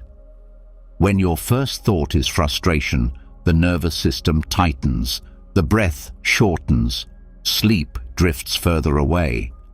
But when your first response is stillness, everything changes. Begin by reframing the moment. This is not the middle of the night. This is the beginning of a pause, not a mistake in your sleep, but a natural variation. A chance to practice the exact thing you've been working on all along: calm in uncertainty, stillness in discomfort, grace in the unknown. When you wake, start with observation. Notice what your mind does automatically. Is it checking the clock? Is it measuring how many hours are left?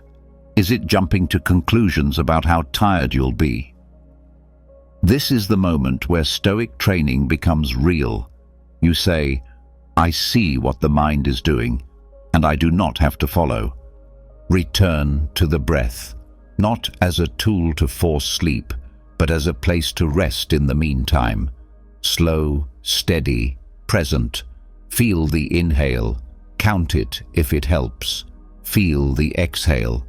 Let it lengthen without pressure. The breath is your anchor, not to sleep, but to the now. If the body is meant to sleep again, it will. Your job is only to remain still in spirit. This practice teaches something deeper than sleep hygiene. It teaches emotional detachment from time. Most suffering at 3 a.m. comes from the illusion that time is slipping away, that the next day will be ruined. But the Stoics didn't count hours, they counted character, and in this quiet hour, character is revealed. Ask, how will I meet this moment? With fear or with patience? With dread or with curiosity? The content of your thoughts is less important than your posture toward them. Let them pass. Do not debate them. Do not fear them. Observe and return to quiet. If the mind continues to stir, redirect it gently. Recall a Stoic principle you've been reflecting on. Not to distract, but to reinforce calm. Say to yourself, nothing outside my control can disturb me. Repeat it slowly. Let it become the rhythm that replaces the racing thoughts. You can also use this hour to reconnect with your values. Instead of running from the mind, listen to it with kindness. What is it worried about? What is it trying to protect? Often, the middle of the night brings up fears that are buried during the day. But this is not a time to solve them. It's a time to soften them. Say silently, this is not the hour for fixing. This is the hour for allowing. That mindset removes pressure. And when pressure is gone, the nervous system settles. You're not demanding rest. You're offering space for it to return. Many ancient writers saw the middle of the night as a spiritual hour, a time when clarity comes not through action but through presence, when the soul is most honest because nothing else is pulling at it. If you can meet this hour without panic, you will learn something about yourself that no book or routine can teach. You will learn how to sit quietly in the dark and still feel whole. Even if sleep doesn't return right away, you have not lost the night. Rest is not all or nothing. Stillness is healing. Calm is restoration. The Stoics understood this long before studies confirmed it. The body can be horizontal and still benefit, as long as the mind is not fighting. One of the greatest benefits of reframing this hour is that you stop fearing it, and once fear is gone, the hour softens. The brain stops predicting disaster. The body stops bracing for fatigue. You simply lie there, alert or not, and trust the rhythm will return. This teaches resilience. If you can meet the hardest part of the night with grace, you can meet the day with strength. You no longer panic at disruption. You adapt. You watch. You stay grounded. And eventually, sleep returns, not forced, but invited. Let this hour become a teacher. Let it show you that you do not need perfect conditions to remain centered, that peace does not require silence or stillness or unconsciousness. It requires only your choice again and again to not turn away from the moment you're in. So the next time you wake at 3 a.m., do not ask why. Do not measure the hours left. Do not label the night ruined. Say simply, "This is practice. This is sacred stillness, and I am present for it." Not waiting, not worrying, just here. And that is enough.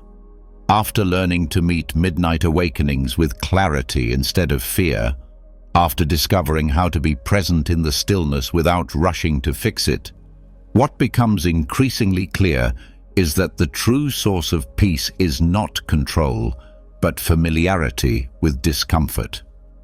The fewer conditions you require for rest, the more naturally resilience forms. And there is a way to accelerate this resilience, to turn the discomfort itself into a deliberate tool, not just tolerating difficulty, but choosing it, not because you must, but because you are capable. The Stoics called this premeditated adversity. They practiced going without to remember they didn't need everything the world convinced them they required. Fasting was not just about food, it was about detachment, an exercise to show the body and mind that they could do more with less.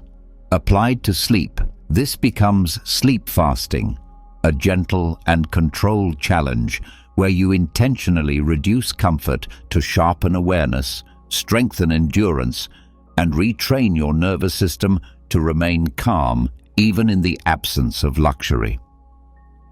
Sleep fasting is not about punishing yourself. It's not about deprivation for its own sake. It's about remembering that you are not fragile. It's about building a quiet confidence that your rest is earned from within, not handed to you by external softness. This is not something done nightly. It's a practice done occasionally and thoughtfully to keep your mind from becoming too attached to comfort and your body too reactive to minor disruptions. Start small. The idea is to subtract one element of comfort, not everything. For example, remove one pillow, or turn off the fan, or sleep without a heavy blanket. Maybe lower the room temperature slightly. The goal is to create a controlled discomfort, not to make yourself suffer. This is not about creating insomnia. It's about building capacity. You are learning to breathe, rest, and remain composed in a setting that isn't ideal, and discovering it's still enough. The practice begins long before sleep. It begins with the decision to step out of routine. You prepare your mind by saying, "Tonight is not for indulgence. Tonight is for strength." That phrase reorients your expectation. You're no longer going to bed hoping for maximum ease. You're going to bed to train. That shift changes how your body responds. The first few attempts may feel odd. Your mind may complain. You may notice everything: creases in the sheet, the absence of warmth, unfamiliar textures. This is the point. Not to overwhelm you, but to observe what arises when your preferences aren't met. Are you angry, restless, distracted? This feedback is valuable. It shows where your attachments still have power. Once in bed, the focus shifts to observation. You don't try to fall asleep immediately. You become curious about how the body responds. Watch your thoughts without following them. Watch the sensations without judging them. Say silently, "This is only temporary." Let the breath become your main comfort. Use it to soften the tension. This is not performance. This is exposure therapy for the comfort-addicted mind. By practicing this regularly, you begin to reshape your relationship with rest. You stop depending on conditions to feel safe. Your nervous system becomes more flexible. It learns that a mist blanket is not a threat, that noise is not danger, that you do not need perfect alignment to sleep well. Over time, this brings a deep sense of freedom, because if you can rest anywhere, you are free everywhere. There are also deeper psychological benefits. Many people walk through life over-regulated by routine. Any deviation causes distress, but sleep fasting reminds you that discomfort is not suffering. It's just another sensation. When you learn to rest through it, you stop fearing it. And when you stop fearing discomfort, you stop fearing so much of life. Another benefit is appreciation. After a night of reduced comfort, your usual setup feels different. Not taken for granted, not required, just appreciated. And appreciation increases pleasure without increasing dependency. That balance is rare. It allows you to enjoy things deeply while remaining unpossessed by them. Sleep fasting also translates into everyday resilience, because if you can sleep on a firm mat, you won't panic when a hotel mattress isn't perfect. If you can fall asleep without your usual tools, you won't break down during travel or disruption. You become less reactive, more adaptable, and adaptability is what keeps the mind strong and the emotions steady. To deepen the practice, combine it with gratitude. As you lie in a state of controlled discomfort, scan your body for what is still working. Your breath, your heartbeat, the quiet around you. Not to distract from the discomfort, but to balance the perception. This teaches the brain to hold contrast. Yes, something is missing, but nothing essential is lost. You can also layer reflection into the practice. As you lie there, ask, "What else do I believe I need that may not actually be necessary?" These moments often reveal hidden dependencies, not just in your sleep, but in your life. Maybe a certain approval, a routine, a belief about how things should be. When you sleep through discomfort, you're not just learning how to rest differently, you're learning how to live more freely. This practice is not meant to be nightly. Once a week, once a month, or even once every season is enough.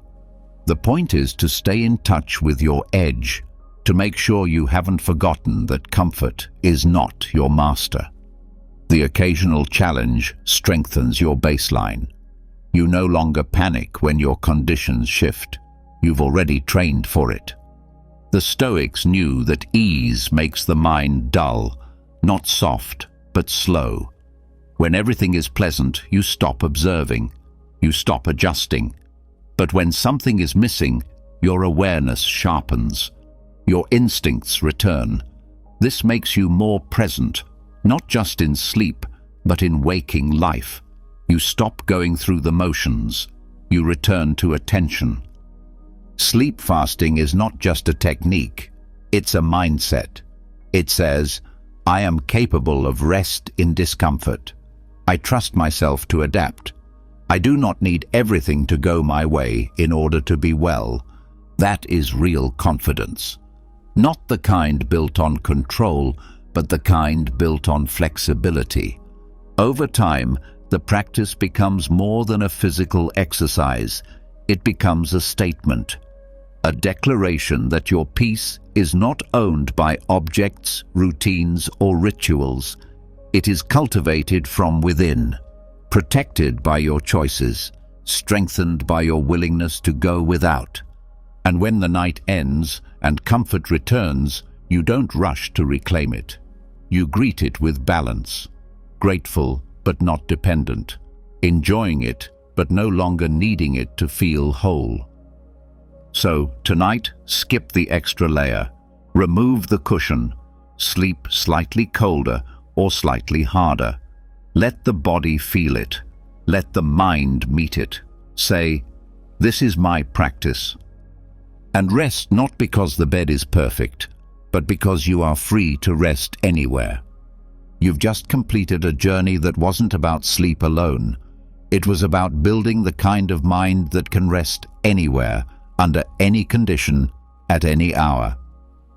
Across these 4 hours, we didn't just prepare the body for rest, we prepared the soul for resilience. You learned how to untangle emotion with self-inquiry, face fear through negative visualization, detach from tomorrow, and even treat sleep as a rehearsal for death, not with dread, but with dignity.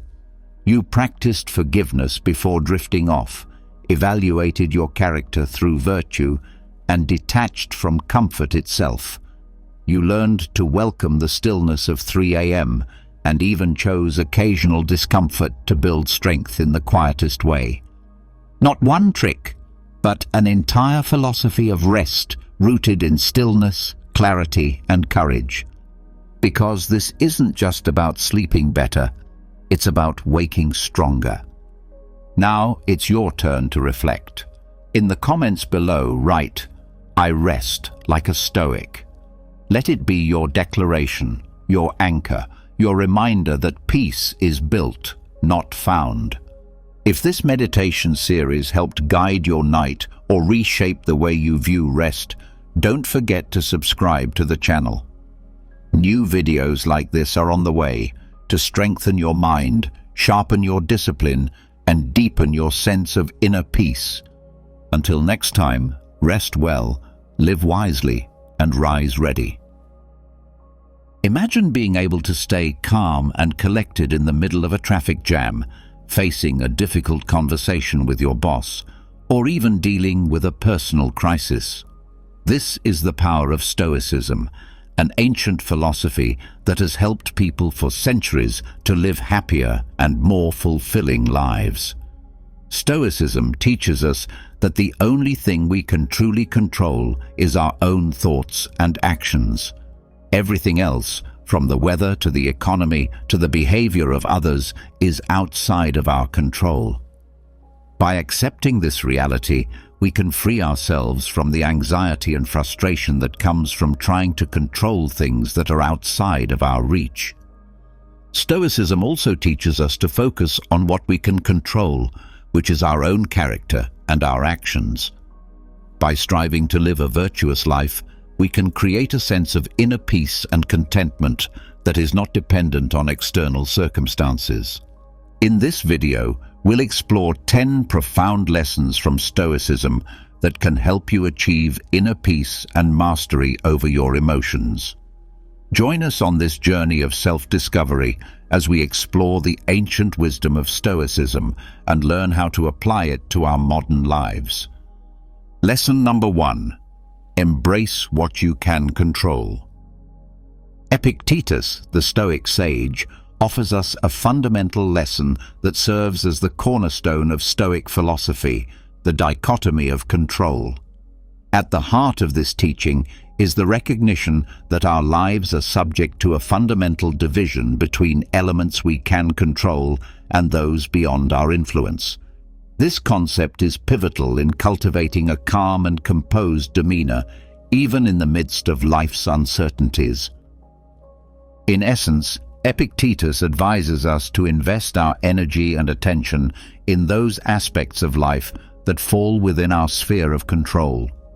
These include our thoughts, actions, intentions, and responses. By directing our focus to what is genuinely within our power, we can navigate life with a sense of purpose and mastery.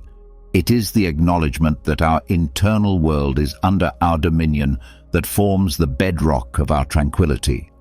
Conversely, external events and circumstances, which often elude our sway, are to be acknowledged as outside the realm of our control. Just as an archer, as exemplified by Epictetus, can aim carefully, draw the bowstring with precision, and release the arrow skillfully, yet remain uncertain of the flight's outcome, we must learn to release our attachment to outcomes we cannot govern. This release is not an act of resignation, but an embrace of equanimity in the face of life's inherent unpredictability. Epictetus's metaphor of the archer, who derives contentment from knowing they've exerted their best effort regardless of the target's fate, serves as a potent reminder of the Stoic approach to life. It encourages us to concentrate on our intentions and the dedicated efforts we put forth, accepting that the results are subject to a multitude of external factors. In essence, Stoicism reminds us to seize the reins of our inner world, embracing the dichotomy of control as a powerful tool to maintain a calm and composed disposition in a world where much remains beyond our influence. By concentrating our energies on what we can shape, we free ourselves from the burden of attempting to govern the uncontrollable, allowing us to discover serenity in the knowledge that we've done our utmost with the tools at our disposal. Lesson number 2: the power of acceptance. In the grand tapestry of Stoic philosophy, few figures stand as tall as the Roman emperor and philosopher Marcus Aurelius. His profound insights, often chiseled in the timeless monument of Meditations, resonate through the ages and illuminate one of the most powerful lessons in Stoicism, the lesson of acceptance. Marcus Aurelius guides us through a profound exploration of the human condition, acknowledging the inevitability of both triumph and tribulation. Life, as he observes, is a symphony of ups and downs, a constant ebb and flow. Within this ever-shifting landscape, there exist circumstances beyond our influence, elements we cannot control. Marcus Aurelius, in his role as a Stoic sage, extols the virtue of accepting these immutable truths. To accept, in the Stoic sense, is to embrace the reality of life's unpredictability and impermanence. It is to release the chains of attachment to specific outcomes and to walk in harmony with the unceasing rhythm of the universe. In Marcus Aurelius's words, resistance to the natural course of events leads only to turmoil and distress, like a ship struggling against the relentless current. The Stoic perspective on acceptance is akin to setting sail on the sea of existence without a fixed destination, yet with an unwavering faith in the voyage itself. It is an invitation to relinquish the desire for unyielding control and instead flow with the ever-changing stream of life. To dance with the music of the cosmos, whether its notes are serene or tempestuous, is the embodiment of Stoic temperance. In the realm of Stoicism, this lesson forms the bedrock of inner peace and tranquility. It urges us to open our arms to life's capriciousness, to savor the sweetness of success, and to weather the storms of adversity with grace. The power of acceptance, as illuminated by Marcus Aurelius, is a beacon that guides us through the labyrinth of existence, allowing us to greet each moment, each circumstance, with an equanimous heart. It is the serenity of embracing life in all its unpredictability, finding profound serenity in the midst of its ever-shifting landscape. Lesson number 3. Practice mindfulness. Practice mindfulness. Seneca, the venerable Stoic philosopher whose wisdom has transcended the ages, illuminates a crucial lesson for those seeking calm and composure in the midst of life's tempests. The practice of mindfulness. In the Stoic lexicon, mindfulness is a compass guiding us to the shores of the present moment, offering sanctuary from the ceaseless turbulence of past regrets and future uncertainties. In its essence, mindfulness is the art of inhabiting the now, of immersing oneself in the present moment with profound awareness. It is the antidote to the affliction of rumination, the ceaseless churning of the mind over past sorrows and future anxieties. Seneca's Stoic teachings beckon us to pay homage to the beauty and profundity of the present, recognizing that it is the only time that holds genuine existence. The practice of mindfulness, as outlined by Seneca, is not confined to the extraordinary moments of life, but extends its embrace to the ordinary and mundane. It encourages us to witness life's tapestry with a keen eye, from the remarkable to the seemingly inconsequential. In doing so, we detach ourselves from the tormenting clutches of regret and the paralyzing grip of worry. This Stoic mindfulness, a precious tool for preserving inner calm and clarity, acts as a bridge to the precious now, connecting us to the profound simplicity of the present. It is an art that grants us the ability to fully engage with our current circumstances, to savor each breath, and to relish the beauty that unfolds in every heartbeat. In the practice of mindfulness, we discover a timeless sanctuary where the mind finds solace, a place where inner tranquility is nurtured and composure is cultivated amidst the swirling tides of existence. Lesson number 4. Cultivate resilience. Resilience.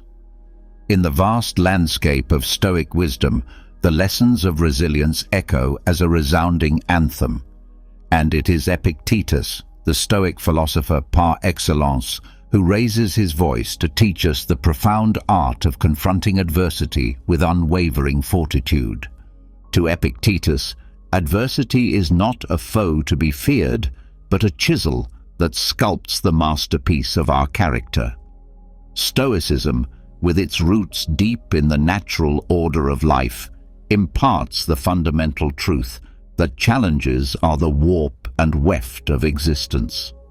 Stoics, embodying this wisdom, do not perceive adversity as an obstacle or a source of suffering, but rather as an opportunity, a crucible that tempers and refines their inner metal.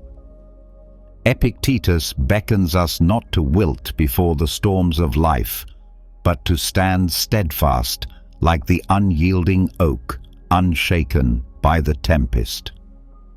The essence of this Stoic perspective lies in the profound realization that it is not the events themselves, but our judgments, reactions, and the choices we make in the face of adversity that hold the power to distress us. It is the lens through which we view life's trials that shapes our inner tranquility. To cultivate resilience in the Stoic vein is to walk the path of personal development, and to recognize adversity not as a scourge, but as a tutor. Stoicism teaches us that in the crucible of hardship, we discover the true extent of our strength, and it is through facing life's tribulations with courage and unwavering resilience that we emerge like tempered steel, with a character fortified by the trials we have endured. The Stoic perspective on adversity harmonizes seamlessly with the Stoic belief in the sovereignty of choice. Epictetus, in his sagacity, urges us to confront challenges not with trepidation, but with the valor of a warrior, for it is through our responses to external events that we preserve the sanctity of our inner calm and composure. It is the gift of resilience that allows Stoics to navigate life's tempestuous seas with an unswerving gaze, unwavering even in the face of the most turbulent storms. Lesson number 5. Choose your response. Choose your response. Epictetus, the venerable Stoic sage whose wisdom has traversed the annals of time, bequeaths to us a profound lesson of immeasurable value, the power of choice in our responses. Within the Stoic philosophy, this lesson stands as an indomitable pillar, a lighthouse guiding us through the tumultuous seas of existence. Epictetus, with unwavering conviction, imparts the truth that while the tides of external events may remain beyond our dominion, the helm of our responses is firmly within our grasp. This, he proclaims, is the essence of Stoic wisdom.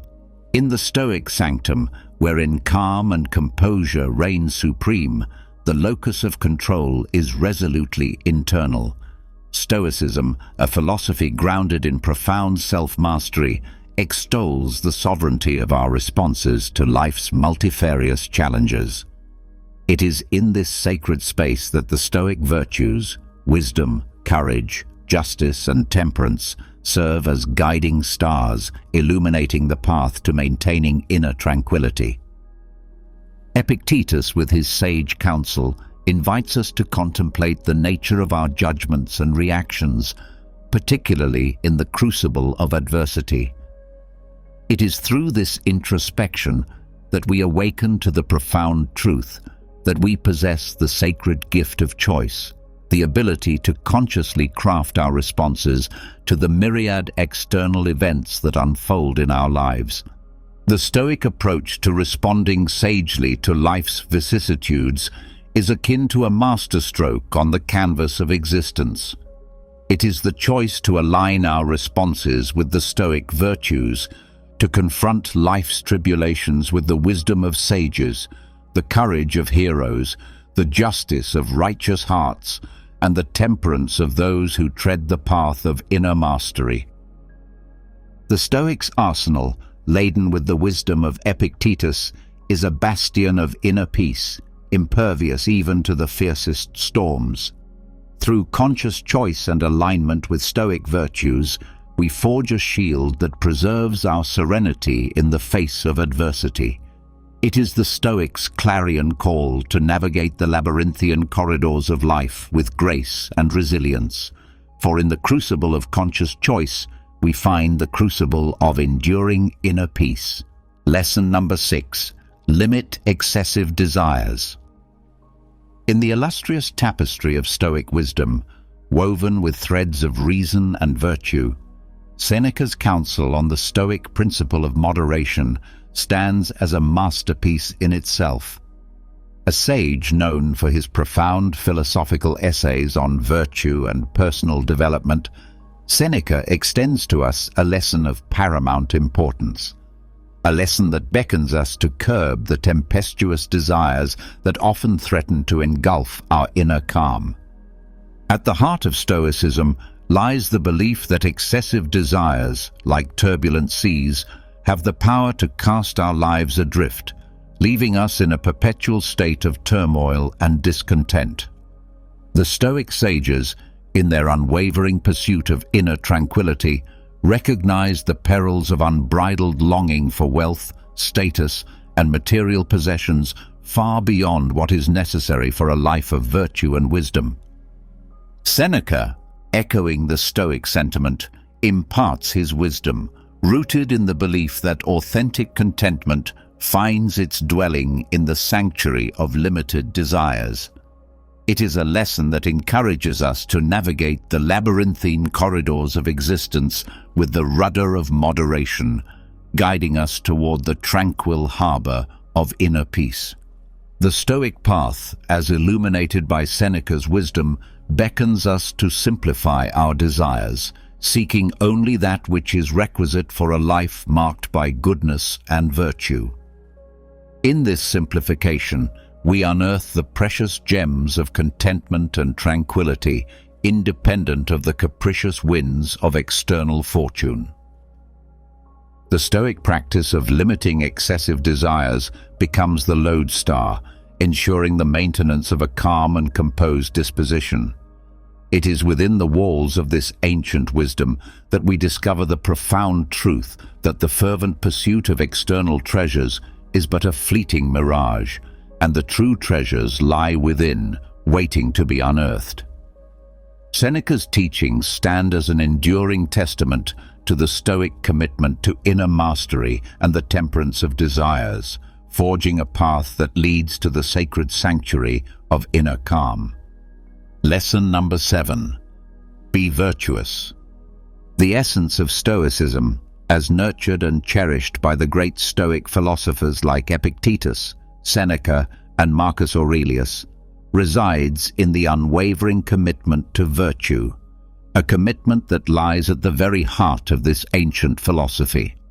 The Stoic virtues, comprising wisdom, courage, justice, and temperance, become the compass guiding us toward a life marked by inner composure and tranquility.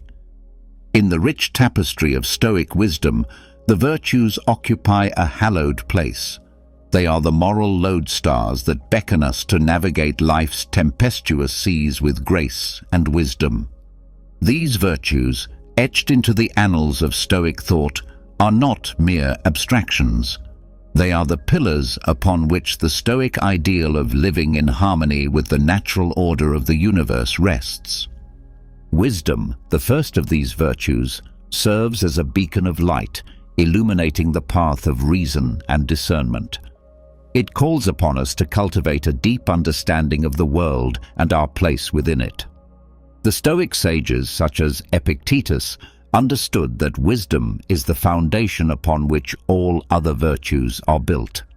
With wisdom as our guiding star, we gain the capacity to see the world as it truly is and to discern between the fleeting and the enduring.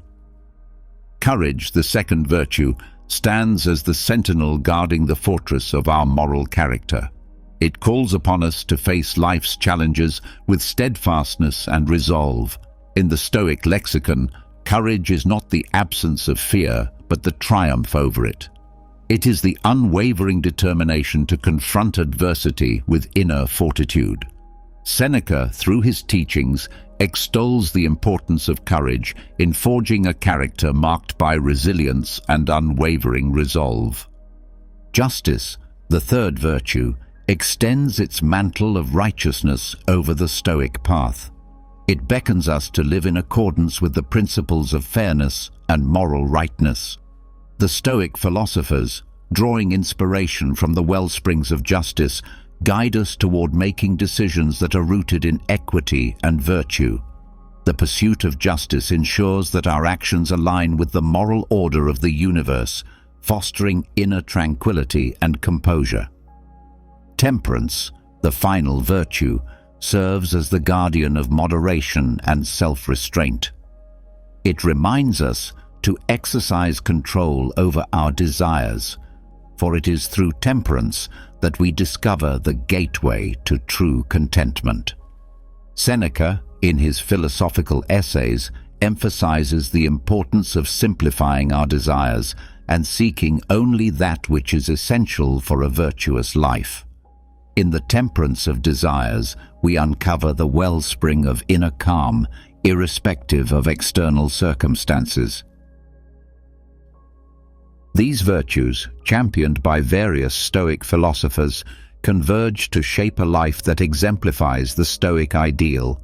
They serve as the lodestar, guiding us through life's turbulent seas with grace, wisdom, and unshakable inner peace.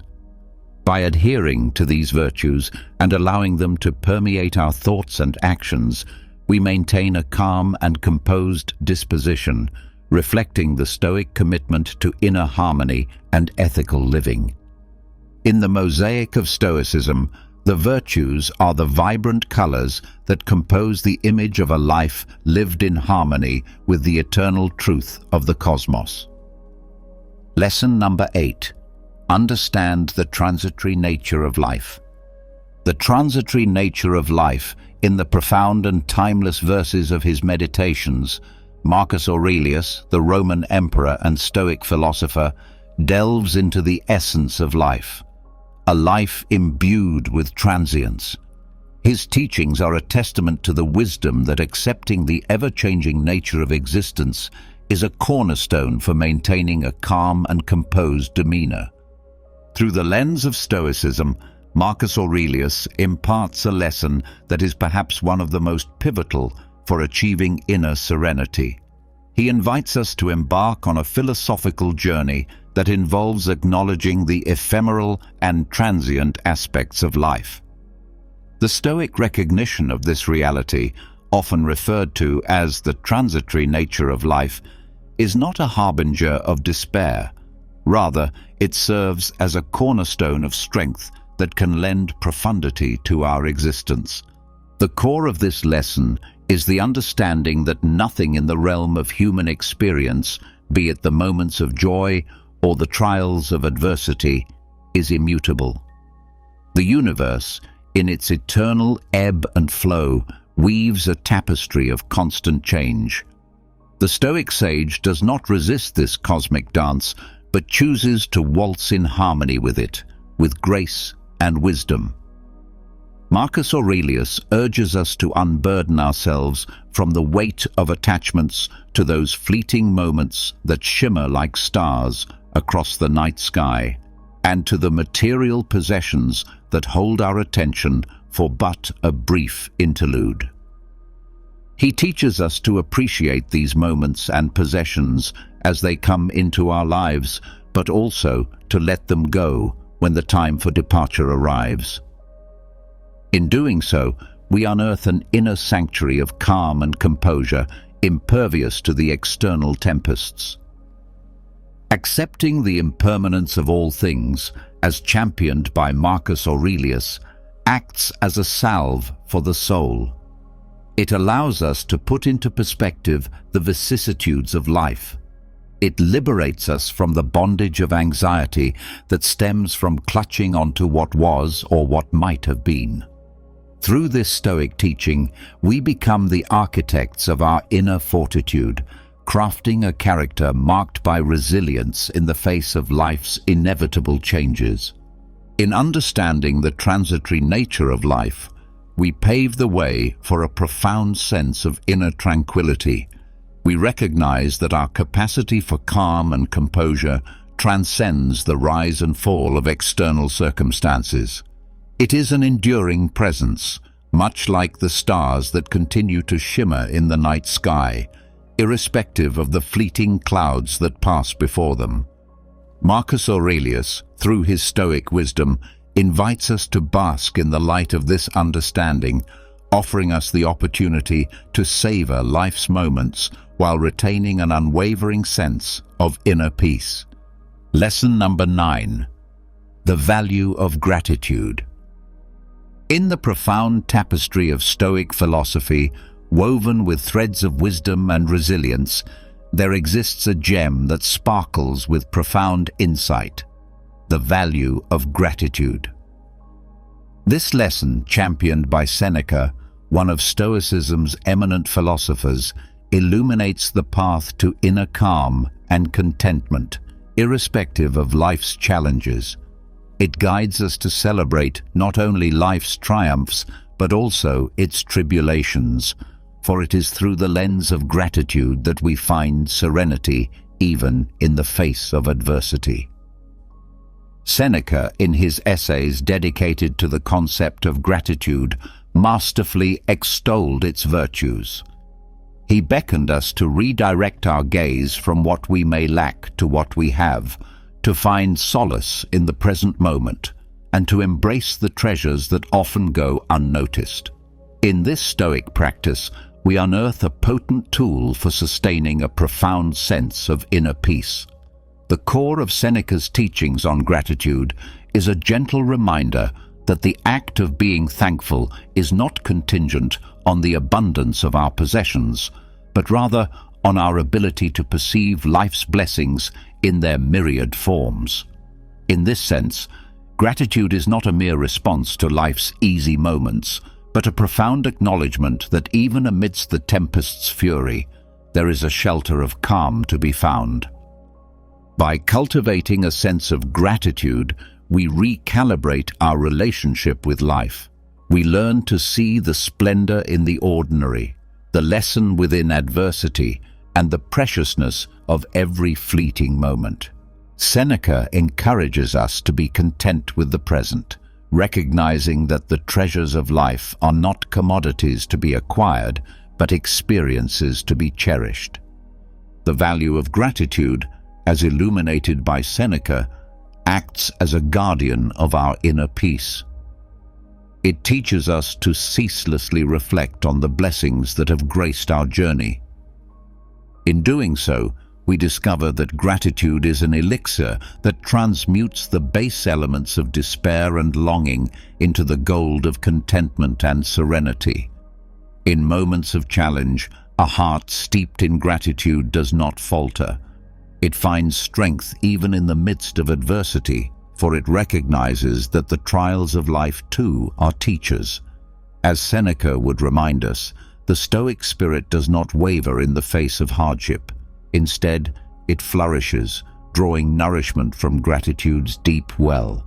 In the Stoic tradition, the value of gratitude is an unwavering companion that ushers us towards a profound sense of tranquility. It elevates us above life's tempestuous waves, revealing the serenity that lies in embracing the blessings, no matter how small or seemingly insignificant. With Seneca's wisdom, we come to realize that practicing gratitude is not a mere response to life's joys, but a steadfast embrace of the beauty found in life's most trying moments. With every breath, every heartbeat, and every fleeting moment, we are presented with opportunities to unearth the treasures of gratitude.